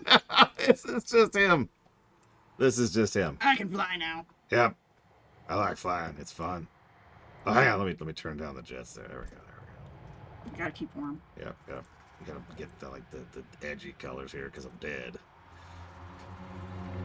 But for real, where's the quiver? Like, there's the... It's further back. It's green.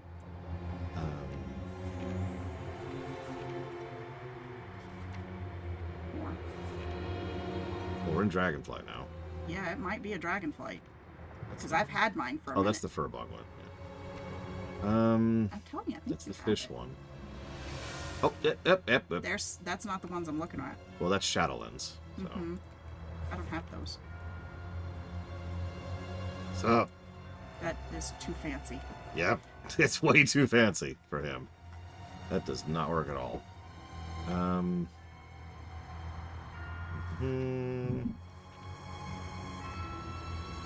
Nope, because this is now... No, you don't have it. Yeah, I don't know what... Maybe I just can't see it. Because I've noticed that lately. Some stuff literally doesn't show up until you either have it or can access it. It should in this list. It should, but it hasn't been. What is the wood thing? This? Yeah. This was from last October's Traveling Post. It's a wood thing. Yeah. I actually like this, but it's way too fancy for him. It's very fancy. It's a very nice backpack. Like, You could check put this the thing target out. practice on him. I thought about that. He is a hunter. Yep. Right here. Bullseye. You can see nobody's hit it yet. I have that on my my Draenei Shadow Priest. She's dressed up like a hobo. Yep, nope, that is a perfect fit for a Shadow Priest. Although I do like She's a the traveling keg, too. Shadow Priest. Oh, that's even better. So she has all of her travel gear there. And she's got on her comfy pants and her leather boots that aren't boots because she's a Draenei. Oh, that's the tier 2 one of me. Yeah, those are.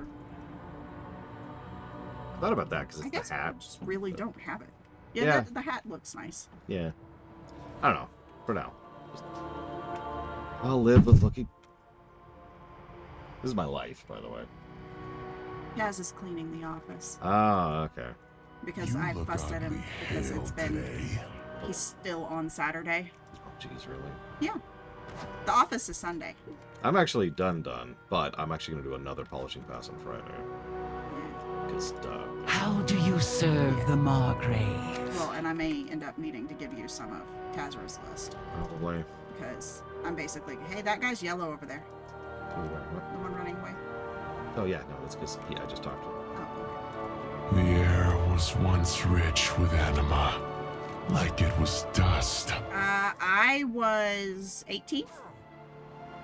I started in BC. You were older than that? 24, I want to say. He started in vanilla.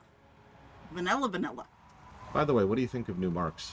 The cycle has brought I haven't played Marks yet. I will be curious of your thoughts, because you notice I don't have a lot of buttons. They're supposed to have fixed BM. I, Well, you're also what level? 67. Yeah, that's why you don't have a lot of buttons. No, okay. So the reason I don't have a lot of buttons is I specifically didn't take that or something else. I forget what. I don't think True Shot is in the...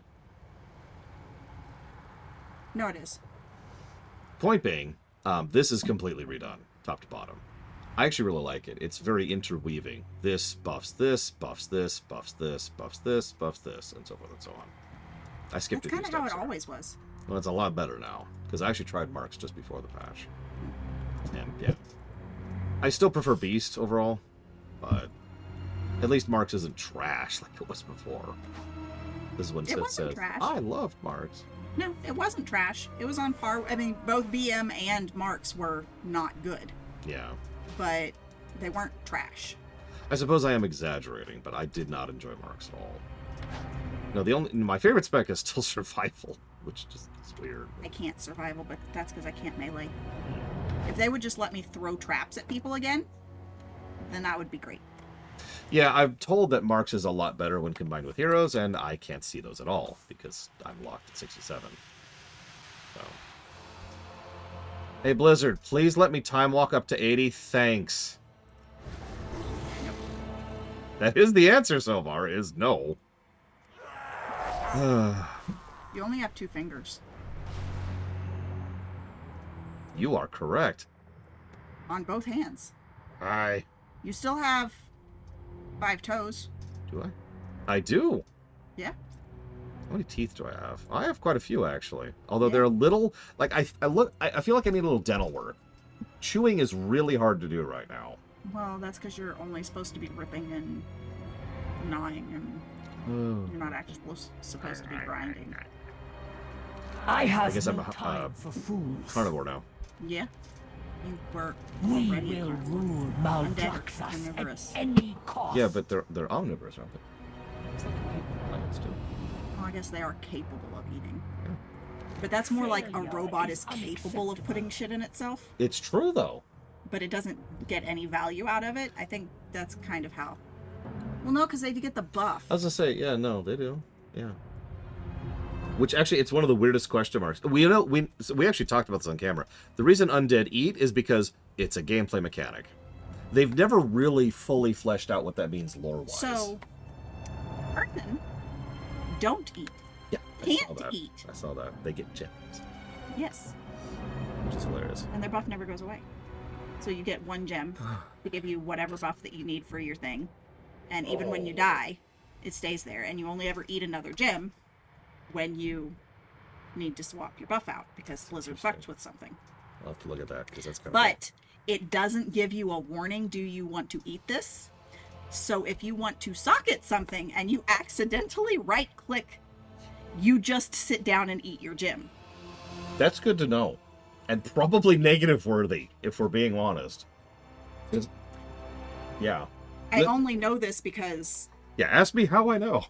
I don't have an Earthen. Oh, okay. I only know this because that was like a constant complaint. Please be careful of Aldo.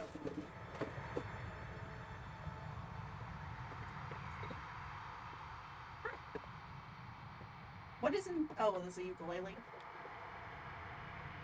Oh, I'll take my box. We are done here. I mean, occasionally, Maverick. I've eaten leather before. Does that count?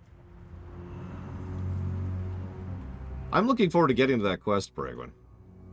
Because, I kind of have to complete the quests. This is my job. Arcadum. An obvious choice for research on Kyrian mysticism. What could he expect to find in such a basic volume? I see you.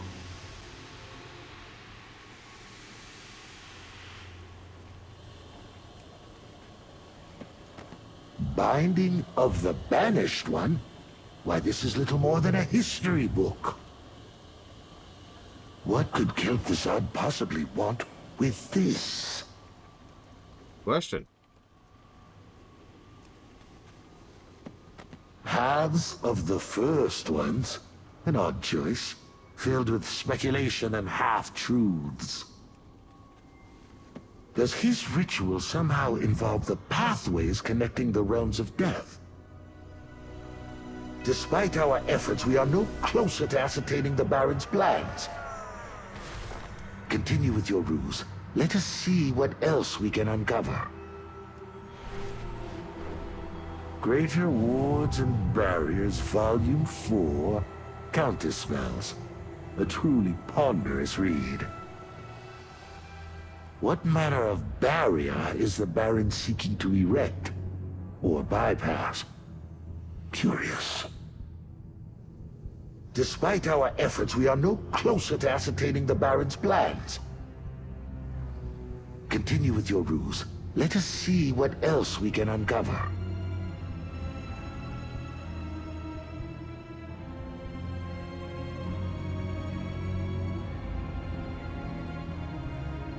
Anyways, I never finished answering your question, Gum Gum. It's called pendulum effect. I'm going to give you a little bit of a hint, okay? I'm going to give you a little...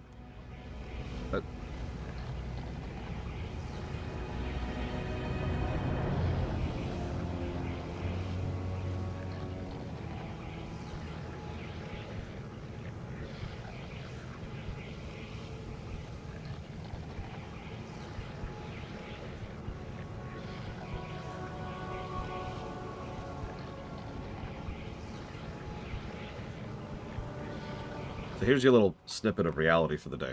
Every fandom sucks. No, I'm dead serious. Because every fandom has that one little dark corner of people who...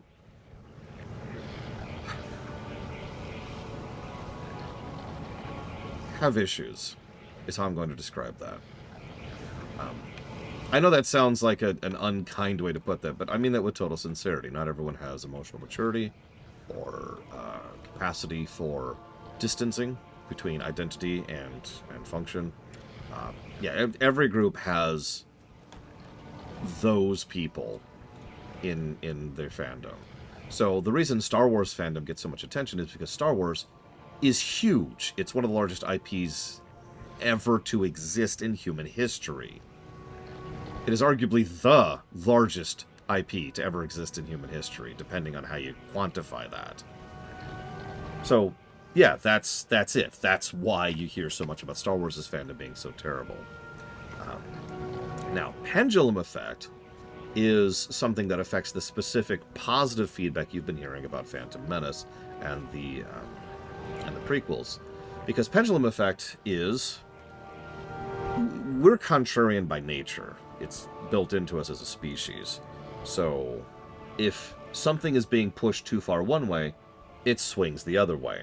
Make sense? Pillars of Snow gives a perfect example. I'll go ahead and read her example out loud if that's okay. She says, I don't like FF7 and I hear nothing about how the game is the best ever, and any criticism or grievance I have with it are invalid or just me being a hater. So my dislike of FF7 increases. Even though it functionally, her dislike is actually here, it's actually shoved over here because pendulum, right? You've seen this 1,000 times. If I super praise something and you don't like it, you're going to like it less because I am super praising it, and vice versa. If I am bashing something, then someone gets pushed the other way too. This is even true if you have no pre-existing opinion on the matter. If someone comes to me and gushes too much about something, I am automatically disposed against it. And vice versa. That's just, again, that's human nature. That's pendulum effect.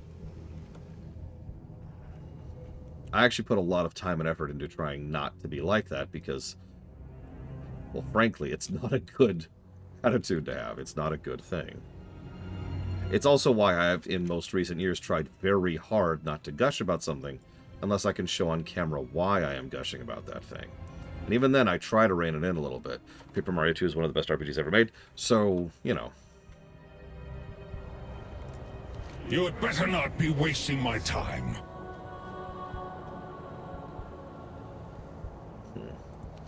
Death. Yeah, no, I agree. It's very unhealthy. As you are well aware, a ritual of this complexity requires several reagents. I have asked that Carver Jordan prepare what I need. Okay. Perhaps some of these reagents could help us surmise the nature of this ritual.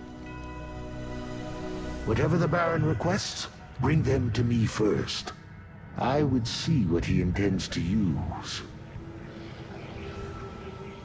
That's an approach. Again, it's admittedly to my shame, I will admit. It is a much more recent policy than it should be. I should have been doing that for years. I try very hard not to introduce someone to Andor, for example, by saying, this is the best show I have ever seen. Now, that is a statement that is true, which I have put thought and effort into. I have earned that statement, and I can prove it. However, that is not a good way to get someone to watch a show, and it's not a good way to preface their opinions on that show, right? Like, people are going to walk into that automatically biased because I started my statement with, it's the best show I've ever seen. I have actually already run into that on accident once, and I have not made that mistake again. Must the rabble be so needy? Okay. Until we are reanimated again. May your anima be plentiful. See you around, Elizar.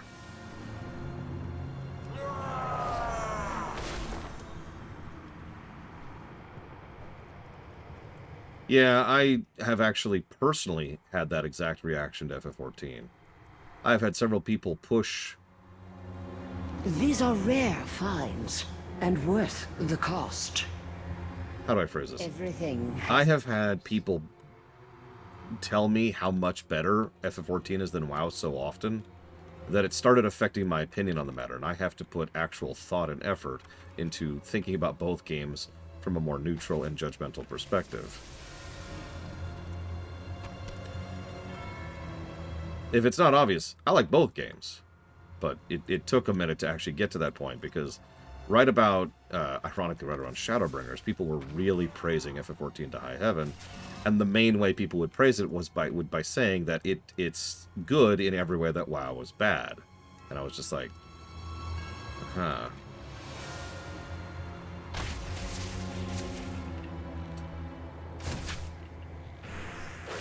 Oh, at least a little bit Blade to Fall.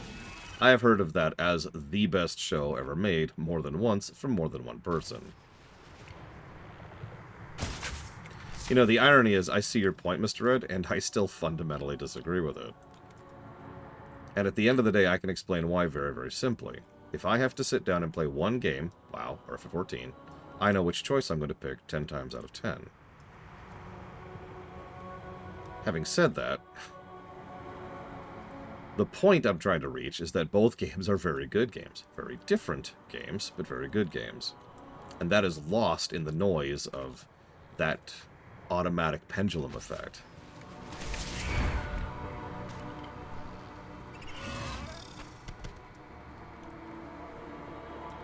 Oh yeah, it's not like people are lying. FF7 is a very good game. No offense, Blizzard, no. It has its flaws and it has its issues, but there's a lot of core excellence there. But it's easy to see why, if you're not into it, which there's many, many valid reasons to not be into it, you could just be like, ugh, and get really sick of it. Because Pendulum Effect, what I'm describing is kind of the surface level of what Pendulum Effect really is. It gets worse the more you're affected by it, right? This is really terrible drop rate, by the way. The more you hear about it, the worse your reaction to it gets. So let's use a hypothetical. Let's say I tell Ross, hey, Andor is one of the best shows I've ever seen. And you'll be like, oh man, and there's just going to be an automatic resistance to that.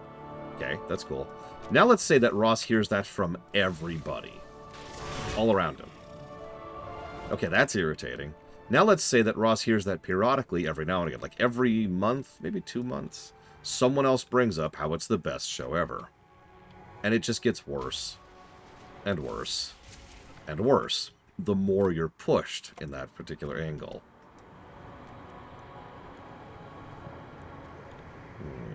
This is a really crap quest. I would not want to do this as a melee, which is funny because I have.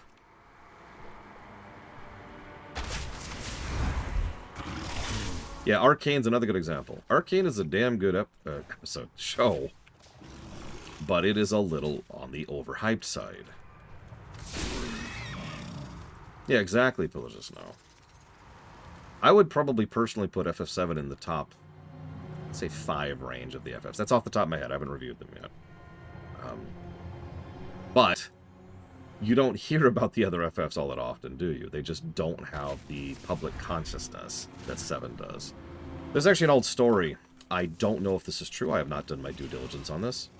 That there was a super fan for Final Fantasy who got a personal copy of FF12 handed to him by the head of Square at the time. Or maybe it was the chief director. It was somebody. It was somebody who worked at Square. Handed him a copy of this game personally. And when he was handed that copy, what he asked him, and as part of that conversation, was, please remake FF7. Please think about when FF12 came out for a moment to really process how insane that is. It actually reminds me of an old saying. Never listen to the superfans. They have no idea what they're talking about.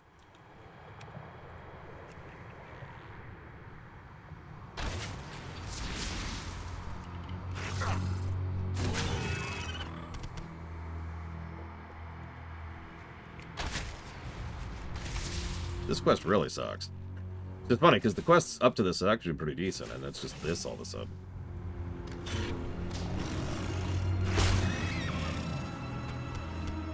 I actually know 2 people who liked The Last Jedi, Kenexcow. Counting you. Sorry. Nope, that's not true. I know 3. I know 3.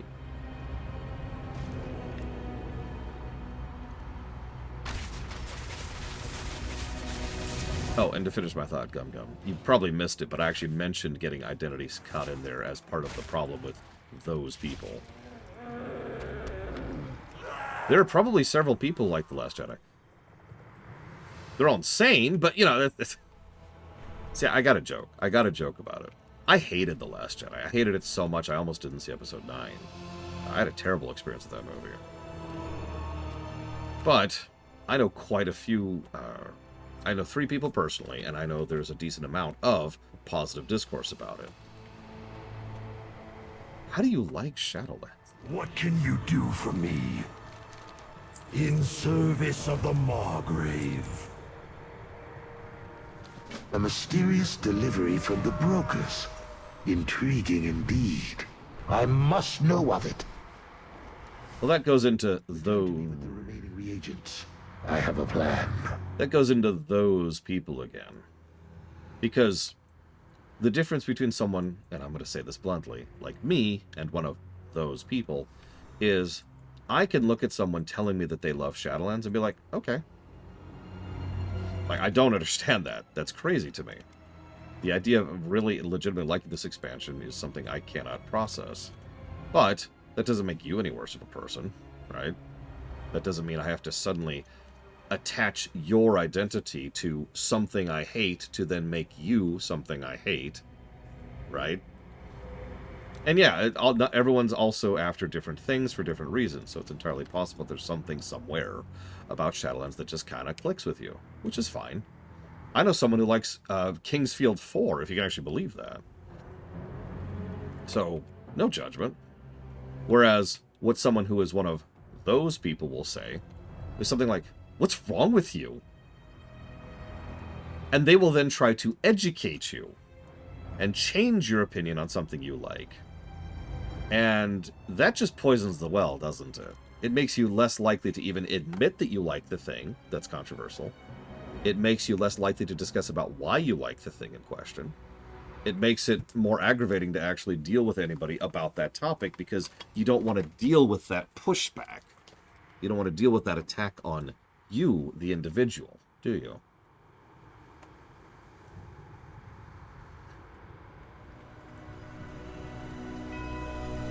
I'm sure all of us have at least one time in our life where we've had to deal with that. What do you have to offer?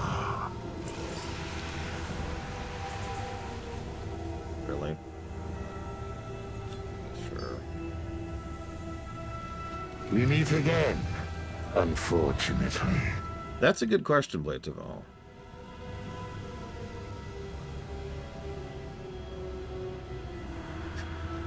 The brokers deal in objects most exotic and profound. If Kel'Thuzad requires reagents from them, his ritual must be outside the normal scope of the House of Rituals. This mysterious reagent must be the key to unlocking his plan. We must get a hold of this delivery from Oribos. Until next time. Okay.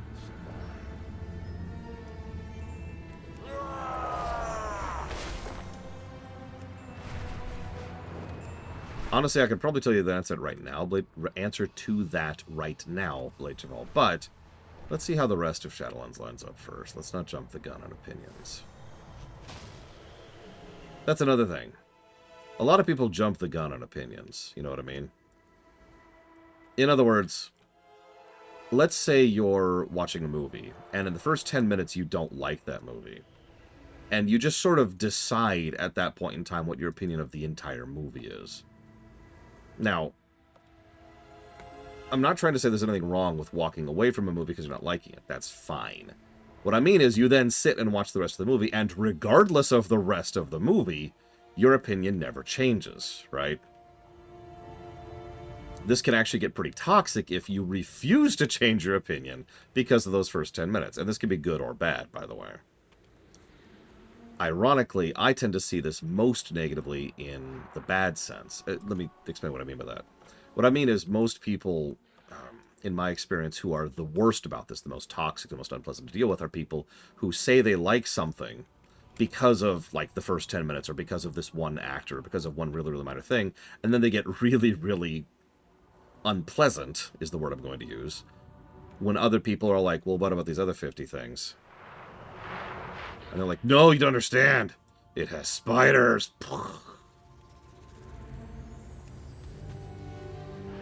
How did you... But it...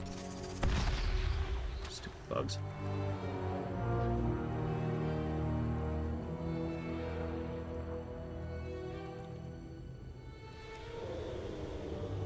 Dark Souls is the greatest game ever made. That is a hell of a convoy we're about to ambush.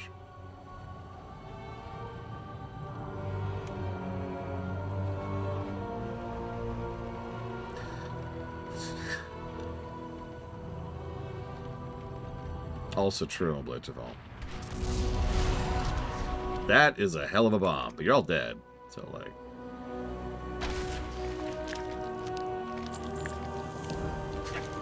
The explosion will bring onlookers. We must search the debris quickly. Okay. Now die.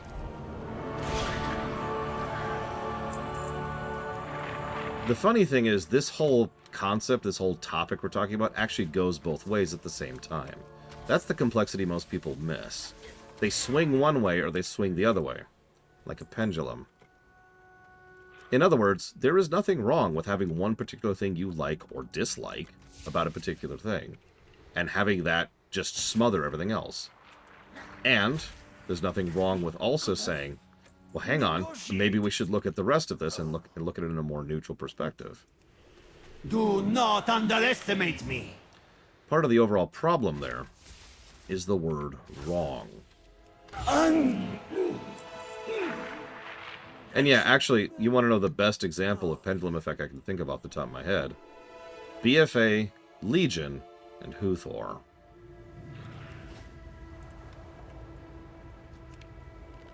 People overhyped the hell out of Legion, and for honestly pretty good reason. But it's still overhyping, which leads to some pushbacking on that against that, especially if it's not your thing. Legion was pretty much custom tailored for someone like me from the story axis, because it was very heavy on continuity, on fulfilling plot threads, on really tying up things, and there was some well-written stuff, and just generally a very, very, very high story score. I have proven that. If you're not into the continuity, if you're not into playing every single class and seeing every single order campaign, if you're not into doing all of the content as much as you possibly can, none of that's going to click for you, right? Let's use a flip example. Let's say you're not particularly interested in the Horde versus the Alliance, and now you have an entire expansion that is marketing itself as that. Now, it's not actually all about that, as we showed on camera. Thief! Brigand!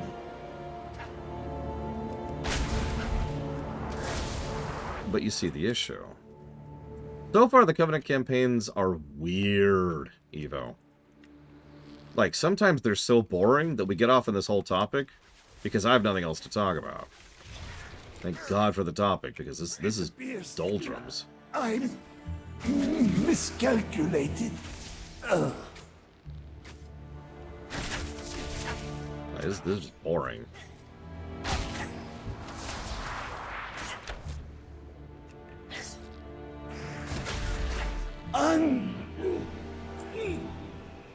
Unacceptable. Actually, yeah, it's one of the biggest reasons. It's funny, Sean isn't here right now. It's one of the biggest reasons I've never actually held any legitimate rancor for people who really hate Mass Effect 2, specifically because of Mass Effect 1. It's worth noting, I'm the inverse of that. I never really liked Mass Effect 1, and I certainly didn't like Mass Effect 3. I wasn't a big fan of Mass Effect Andromeda. The only Mass Effect I really liked was 2. And that says all it needs to. 2 was so different from the rest of the series, it kind of sits on its own. No, I haven't. What is it, Uthor? You have not yet been slain. Is it that women exist in WoW? Is WoW woke now? I mean, it's just a couple letters off. Oh, I love 3's multiplayer. Oh my god. For now. Remember, The pieces are all coming together. The Kyrian, the Path of the First Ones, the Runes of Domination. Kel'Thuzad is looking to breach the Maw. We cannot allow this to happen. The Maw has been locked away from the Shadowlands for good reason. Opening that floodgate could be catastrophic. The Baron's too powerful to confront headlong, so we'll stop his ritual instead.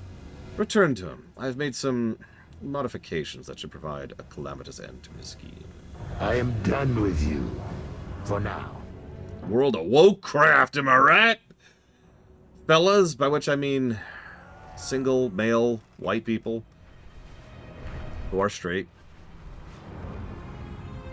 Because those are the only people who count. Don't forget. Oh, you also have to be a landowner. You own land, right?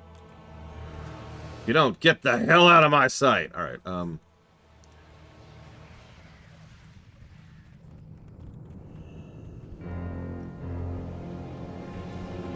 I had issues with FS16, but calling it not an RPG just makes me raise an eyebrow. The caravan was completely ransacked. Oh, you're right, Savion. Brokers were brutally slain. Can't be on the spectrum. Do not waste my time speaking of lackeys. What of my reagent? It was nowhere to be found, Master. Then it would appear we have a traitor in our midst. We must accelerate our plans. As you command, Master. It will be done at once. About your stuff. I see you managed to procure the reagents, and I'm impressed you managed to procure the shipment from the brokers when my sorcerers could not. You are quite the resourceful one, Acolyte. Obey the will. Well then, since it was you who managed to procure the missing reagent, I find it only fair you assist me in the final ritual. I can guarantee this incantation will see you promoted to a full sorcerer of the house. Having you engaged in the ritual was not intended to be part of the plan, but it seems we must improvise. Though I'm quite certain the ritual will fail, there may be some collateral effects. For your sake, let us hope they are not entirely fatal. Okay, I'm already dead. It's fine. The darkness of the maw calls to me from behind. Oh, now he's voice acting. Path sealed for untold ages will soon open. The blood of the bearer shall open the way. What? What is happening? No! Impossible! Wait. What treachery is this? So you were behind this. And what have we here? Balmadar's Oculus. Guards, take this wretch to a cell. And bring me that traitorous lich as well. You know, technically I could be the guy who killed you last time. Do you want to recognize me? No. Okay. There must be some way we can get ourselves out of these cells. I don't see anything I can use over here. Search your cell. I can just fit through these. Dude, like, look, I can clearly fit through. I don't even have to turn sideways. I can just walk through that. No? Okay, fine. A hand? Yes. Yes. By the Primus, that's ingenious. You are more resourceful than I thought. Just a quick incantation and we're on our way to freedom. Takes but a simple act of necromancy to animate a hand. Unfortunately, since you are in the closest proximity, you must be the one to command it. Okay, let me get up here. The lever is at the end of the hall. You may need to be a bit clever finding a path to reach it.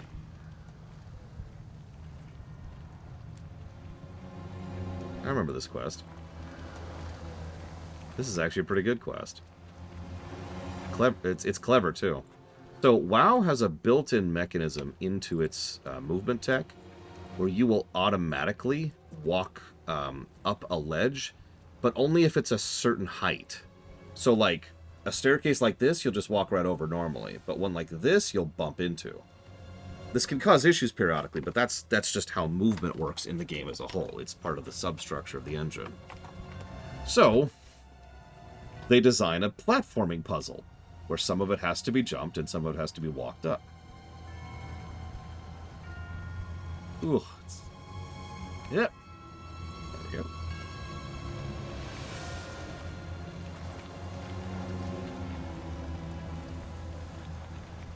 Congrats. We'll just know.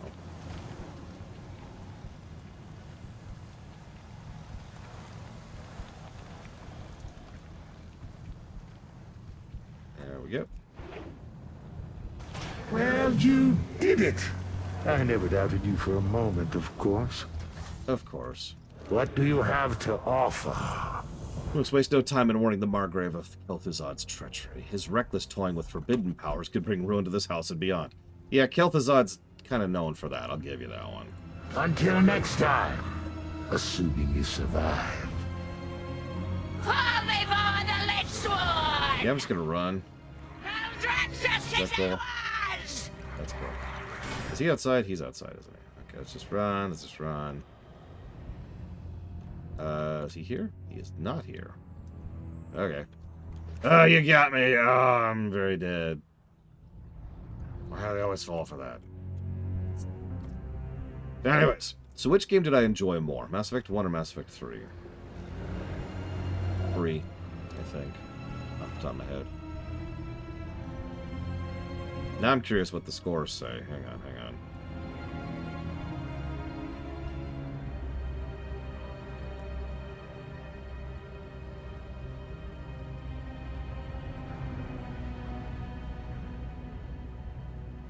Ah, that's close. That's close. I suppose I'm cheating, because I'm including multiplayer in that. It was actually what swung it in my head, too. If we eject Mass Effect 3's multiplayer, I'd probably go with 1. Yeah, it is the gameplay. That's the other big thing. 3's gameplay is much better than 1's. 1's gameplay kind of sucks. Battle leading to the Margrave's Hall. Hurry! We may be too late. I love the look of What is Sydney. this treachery? Do you truly believe you can match the power of a Margrave? Alone? No. Minotaur! How dare you! Your weakness is unbecoming of the House of Rituals, Sindane. It is time we anointed a new Margrave. You will pay for this deceit. Perhaps, but such is always the price for power. So, mortal, you managed to escape. Have you come to celebrate my victory? No? What a pity. Nevertheless, allow me to leave you with a parting gift. You remember Saffron, right? Do I need to go into how horrific it is that Saffron is here now? Really think about that for a second. We know why Saffron's here. It's because, you know, references, but yikes.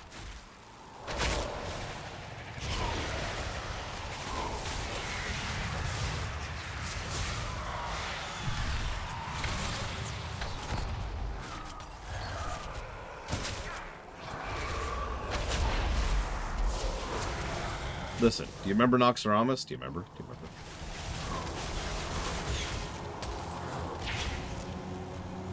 I might switch back to Beast soon. Kel'Thuzad has retreated to the necropolis. The two of us have no chance against him now. We'll have to face him 3 raids from now. Choice but to return to your allies and regroup. Remember, this is an alliance of convenience. I like survival, but for running around and just questing, Beast is the way to go. Especially since we're probably doing Revendreth on this character, too.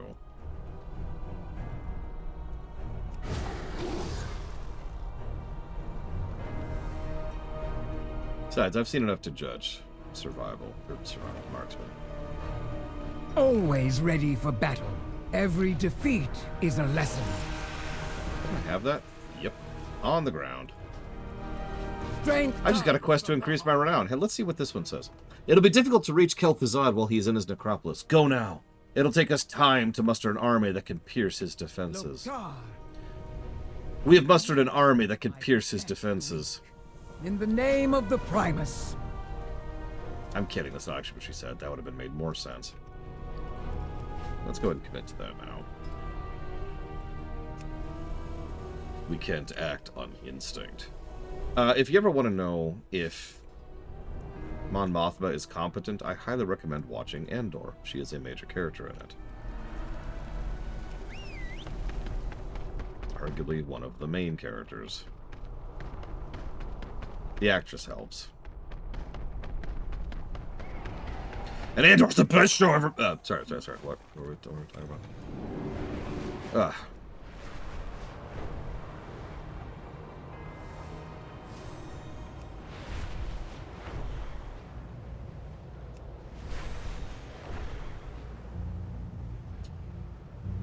I will also say, Mass Effect 3 actually brought me to tears more than once. Mass Effect 1 never did that.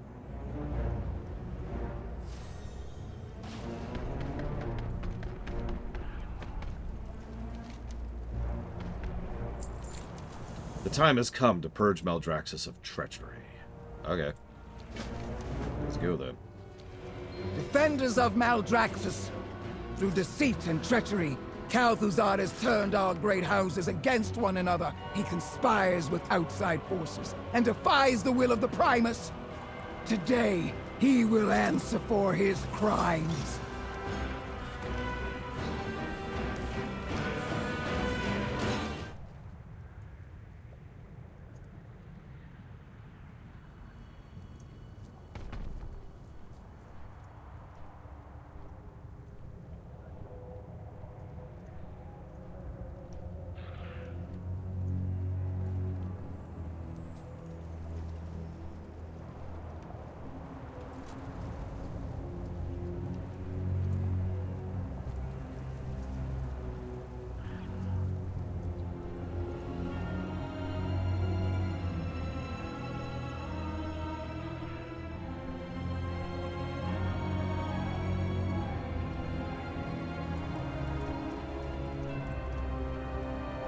Sorry, I apparently have to pay the spin and fling tax. I will be right back.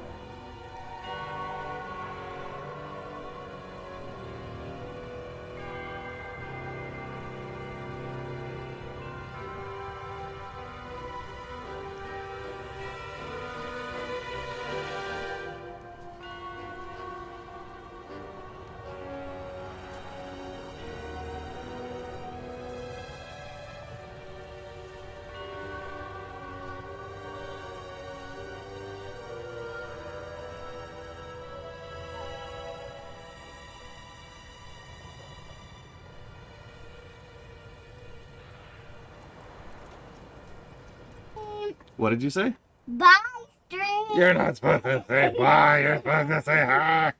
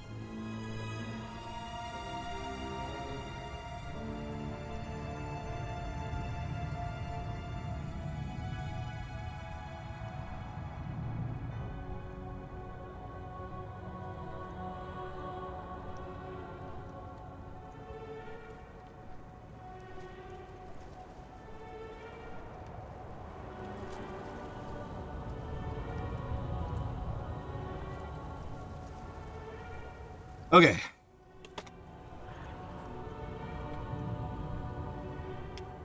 Who's Kino Lloyd?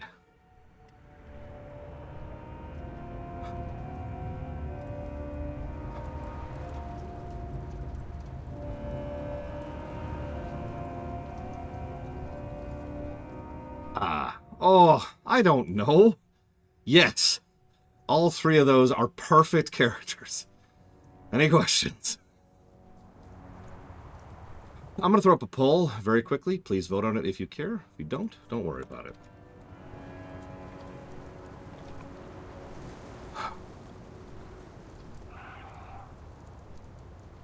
I'll just throw it up for 3 minutes. We're on a timer now. Let's go defeat Kel'Thuzad once and for all. Also, negative to story for the pacing of this story arc? No, I'm dead serious. The build-up to the defeat of the Margrave Grommel was a nice, big, long, properly paced out thing. It was a little boring at times, but it was still properly paced. This? Okay, first, we go to Revendreth. Oh my god, it's Kel'Thuzad. Okay, we come here, and we infiltrate, and now we're killing him. What? Measly little army you've scrounged together. Your foul schemes end. No, we scourged together. You gotta stay on brand, Kel'Thuzad. You have no hope of stopping what is to come, but by all means, you are welcome to try. We cannot attack through the main entrance. Those narrow halls would give the Liches the advantage. The side route is barricaded. The enemy holds the high ground and would rain destruction upon us. Such pitiful barriers are hardly an obstacle. By the way, like her crown. We push forward. The princess's crown Masana, there. take your forces over the mountains and harry their back lines. This is folly. The Liches will assail you with sorcery every step of the way. A wasted effort. My constructs will weather any storm they can conjure. After the wall is breached, we will follow your direction, Balmadar. Once we are inside, we must secure the Anima Reservoir, lest it be used against us. I trust you are ready, Maw Walker. Break those Liches apart. Language? Perhaps your corpse will prove useful. I wouldn't bet on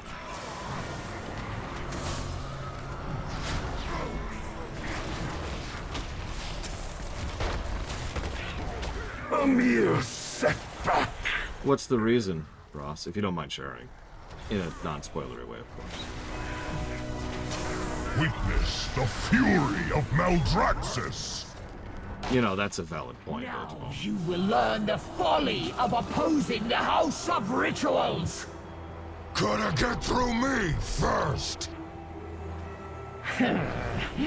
As you wish. Are you still toying with these intruders, Ninadar? Destroy them! Ow. Yes, Master. I exist to serve. I will not be defeated by the likes of you!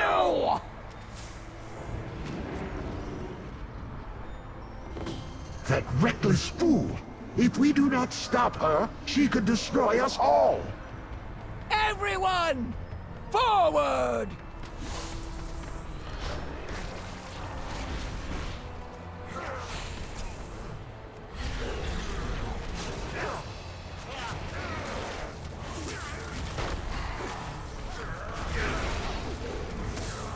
I will agree Shepard feels like more of a character than in Mass Effect 1. But also worse of a character. Not counting the Citadel. But this is old ground. I have nothing new to add to this. Hell, I've already reviewed those games at this point. Is this...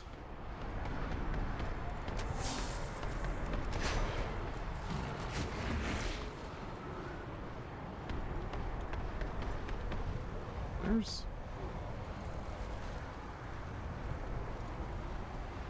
Okay. That's true. I even reviewed it with Mark Meir to see the voice acting I'd never seen before.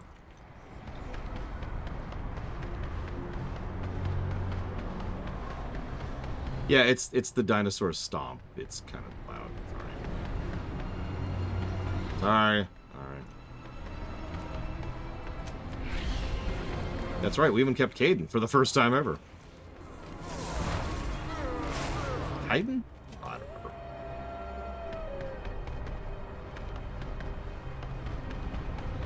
No, I could see that Pillars of Snow. Absolutely. It's like, you know what? I'm gonna be over here.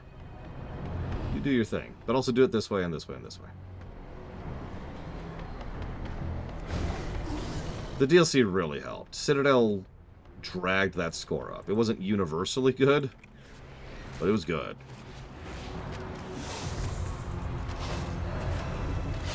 At last! Oh, the power I deserve! Deserve? Now that's an interesting word for that. So, Ninadar, you ready to die? Probably permanently. Maybe this is Maldraxxus, who knows?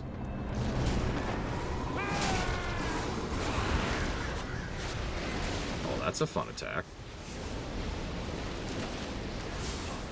Can I have that attack as a Frost Mage, please? No! I will have what I was promised! What I have earned! Ninadar, you cannot control that much anima. I must have more! Oh yeah, phylacteries work in the afterlife because... That blast utterly obliterated her. Wait, the staff of the Primus. It is still intact. If we return this to Margrave Sindane, we may yet stand a chance against Kel'Thuzad. You're kidding, Dragon Player. Rally to me! Where is Kel'Thuzad? He has seized the Prime Arcanum. It is where we conduct our most potent rituals. Which we do, Xavion, of course. But you're right. I remember that being part of the mechanics there. Weapons won't break through that barrier. We must destroy the shield stabilization crystals if we are to reach him. That sounds a lot like using weapons to break a barrier. Down. Sorry. The rest of you, spread out! Engage their reinforcements! Yeah, actually, but Jamal. That goes back to what we were talking about earlier, doesn't it? A lot of people prejudged Dragon Age 4 because it was by BioWare.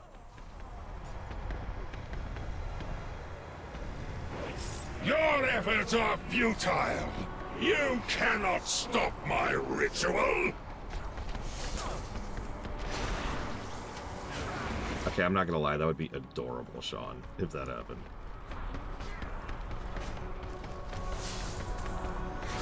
Yeah, we are actually pretty close to having all of Mass Effect under our belt with regards to reviews.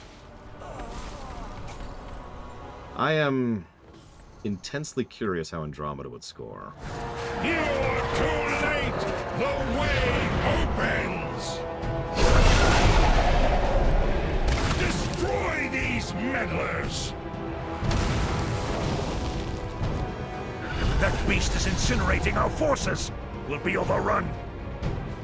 Necrolords, hold your ground! We will not fail Maldraxxus! Oh yeah, spoilers, he's in league with the jailer. That's where all those spines went and all the A-bombs. Hail, Baroness! Revendreth stands with you! Hello, Draven. And Kael'thas found a shirt. The beast is exposed! Moorwalker, strike it down! I'm gonna be honest, that's... Keep you covered! That's the most shocking thing of all of this, is that Kael'thas found a shirt. Moorwalker, I will weaken the beast on your command. Actually, yeah, go ahead and do that really quick, please. And then we'll pop this, then we'll pop this, then we'll pop this. Strike it now! Done.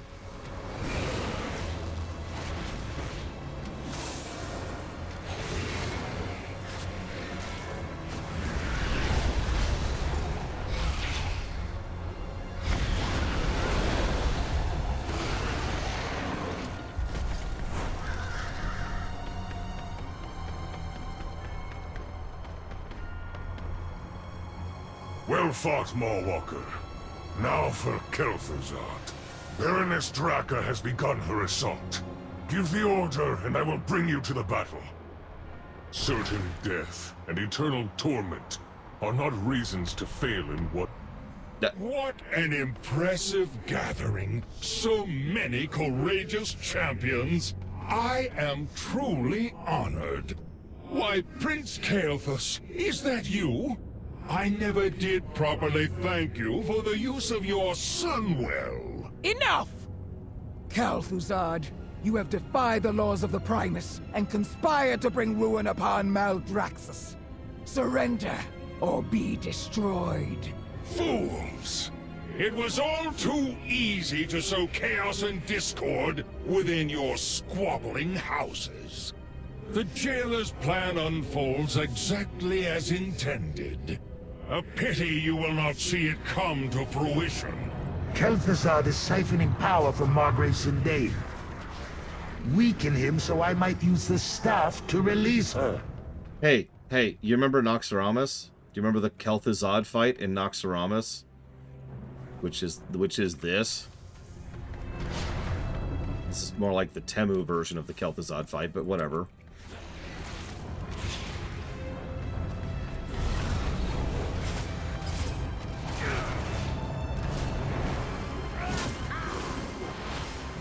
I do really like the new graphic on Frostblast, by the way.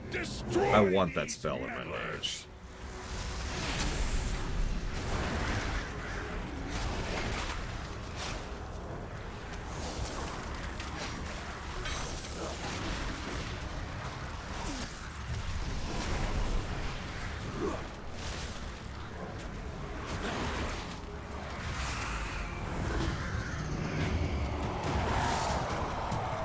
Interlopers, you will not escape your fate! We are not the ones you need to fear, Kel'Thuzad. That's honestly some loyalty right here. House of Schemers, he willingly gives a super weapon to her. Now you answer for your crimes against Maldraxxus. And against me. I love her outfit. Foolish Margrave, your victory is a hollow one.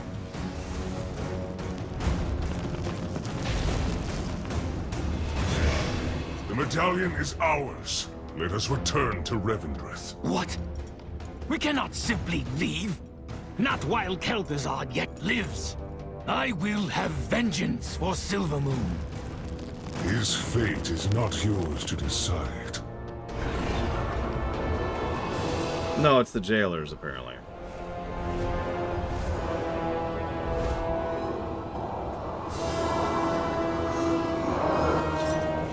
Come, Lich. The Banished One calls you to his side.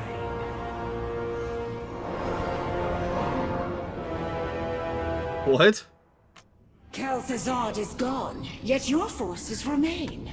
Were I the suspicious sort, I might believe you were plotting to unseat me as Margrave. The Baylor. Not if you will agree to join our cause, Sindain.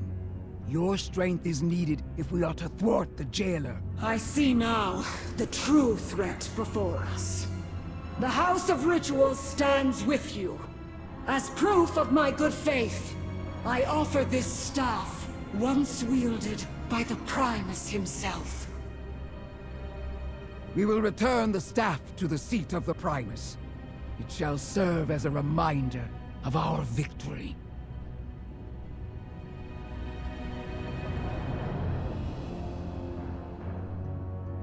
Though Kel'Thuzad escaped justice, his shadow has been driven from Maldraxxus, and we have gained an uneasy ally in Margrave Sindain. I admit I had doubts about you at first, Mawwalker. But you have proven to be a valuable champion of our covenant. There is much still to be done. Vyraz must answer for his treachery, and Kel'Thuzad as well. Indeed. But now let us bring the staff of the Primus to our sanctum, and savor our victory. Mawwalker, your deeds this day will be remembered for all eternity. Balmadar, You colluded with outsiders to defy your house and your Margrave. Only to expose Kel'Thuzad's treachery and restore your rightful rule. Indeed. Then it is only fitting that you atone for your indiscretions. As my Baron. From this day forth, you will serve as my liaison to Baroness Draka. I will not fail you, my Margrave. I actually like Sindane. I really wish she got more screen time. There's like one other cutscene I can remember she's in, and that's it.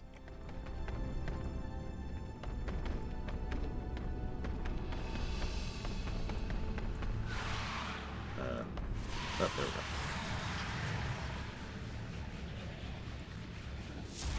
Oh, this is not... Well, okay, sure, whatever.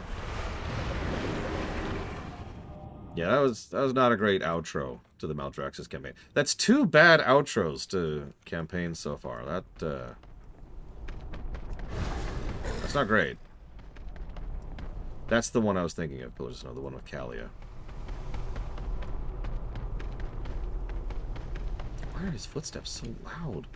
It wasn't like that earlier. Now goes the fight. Only the strong survive. I love this. The 3rd fall of Kel'Thuzad. Strength and honor. For Praxis. For Akarat.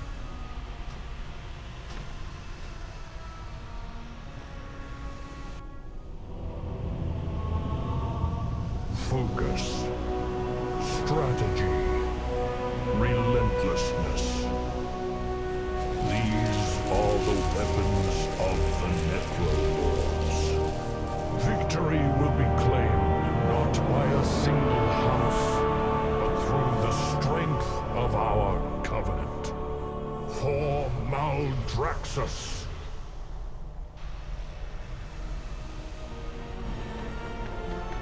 For the honor of the Bladesworn. And that was the Necrolords campaign. We are officially a Neclord.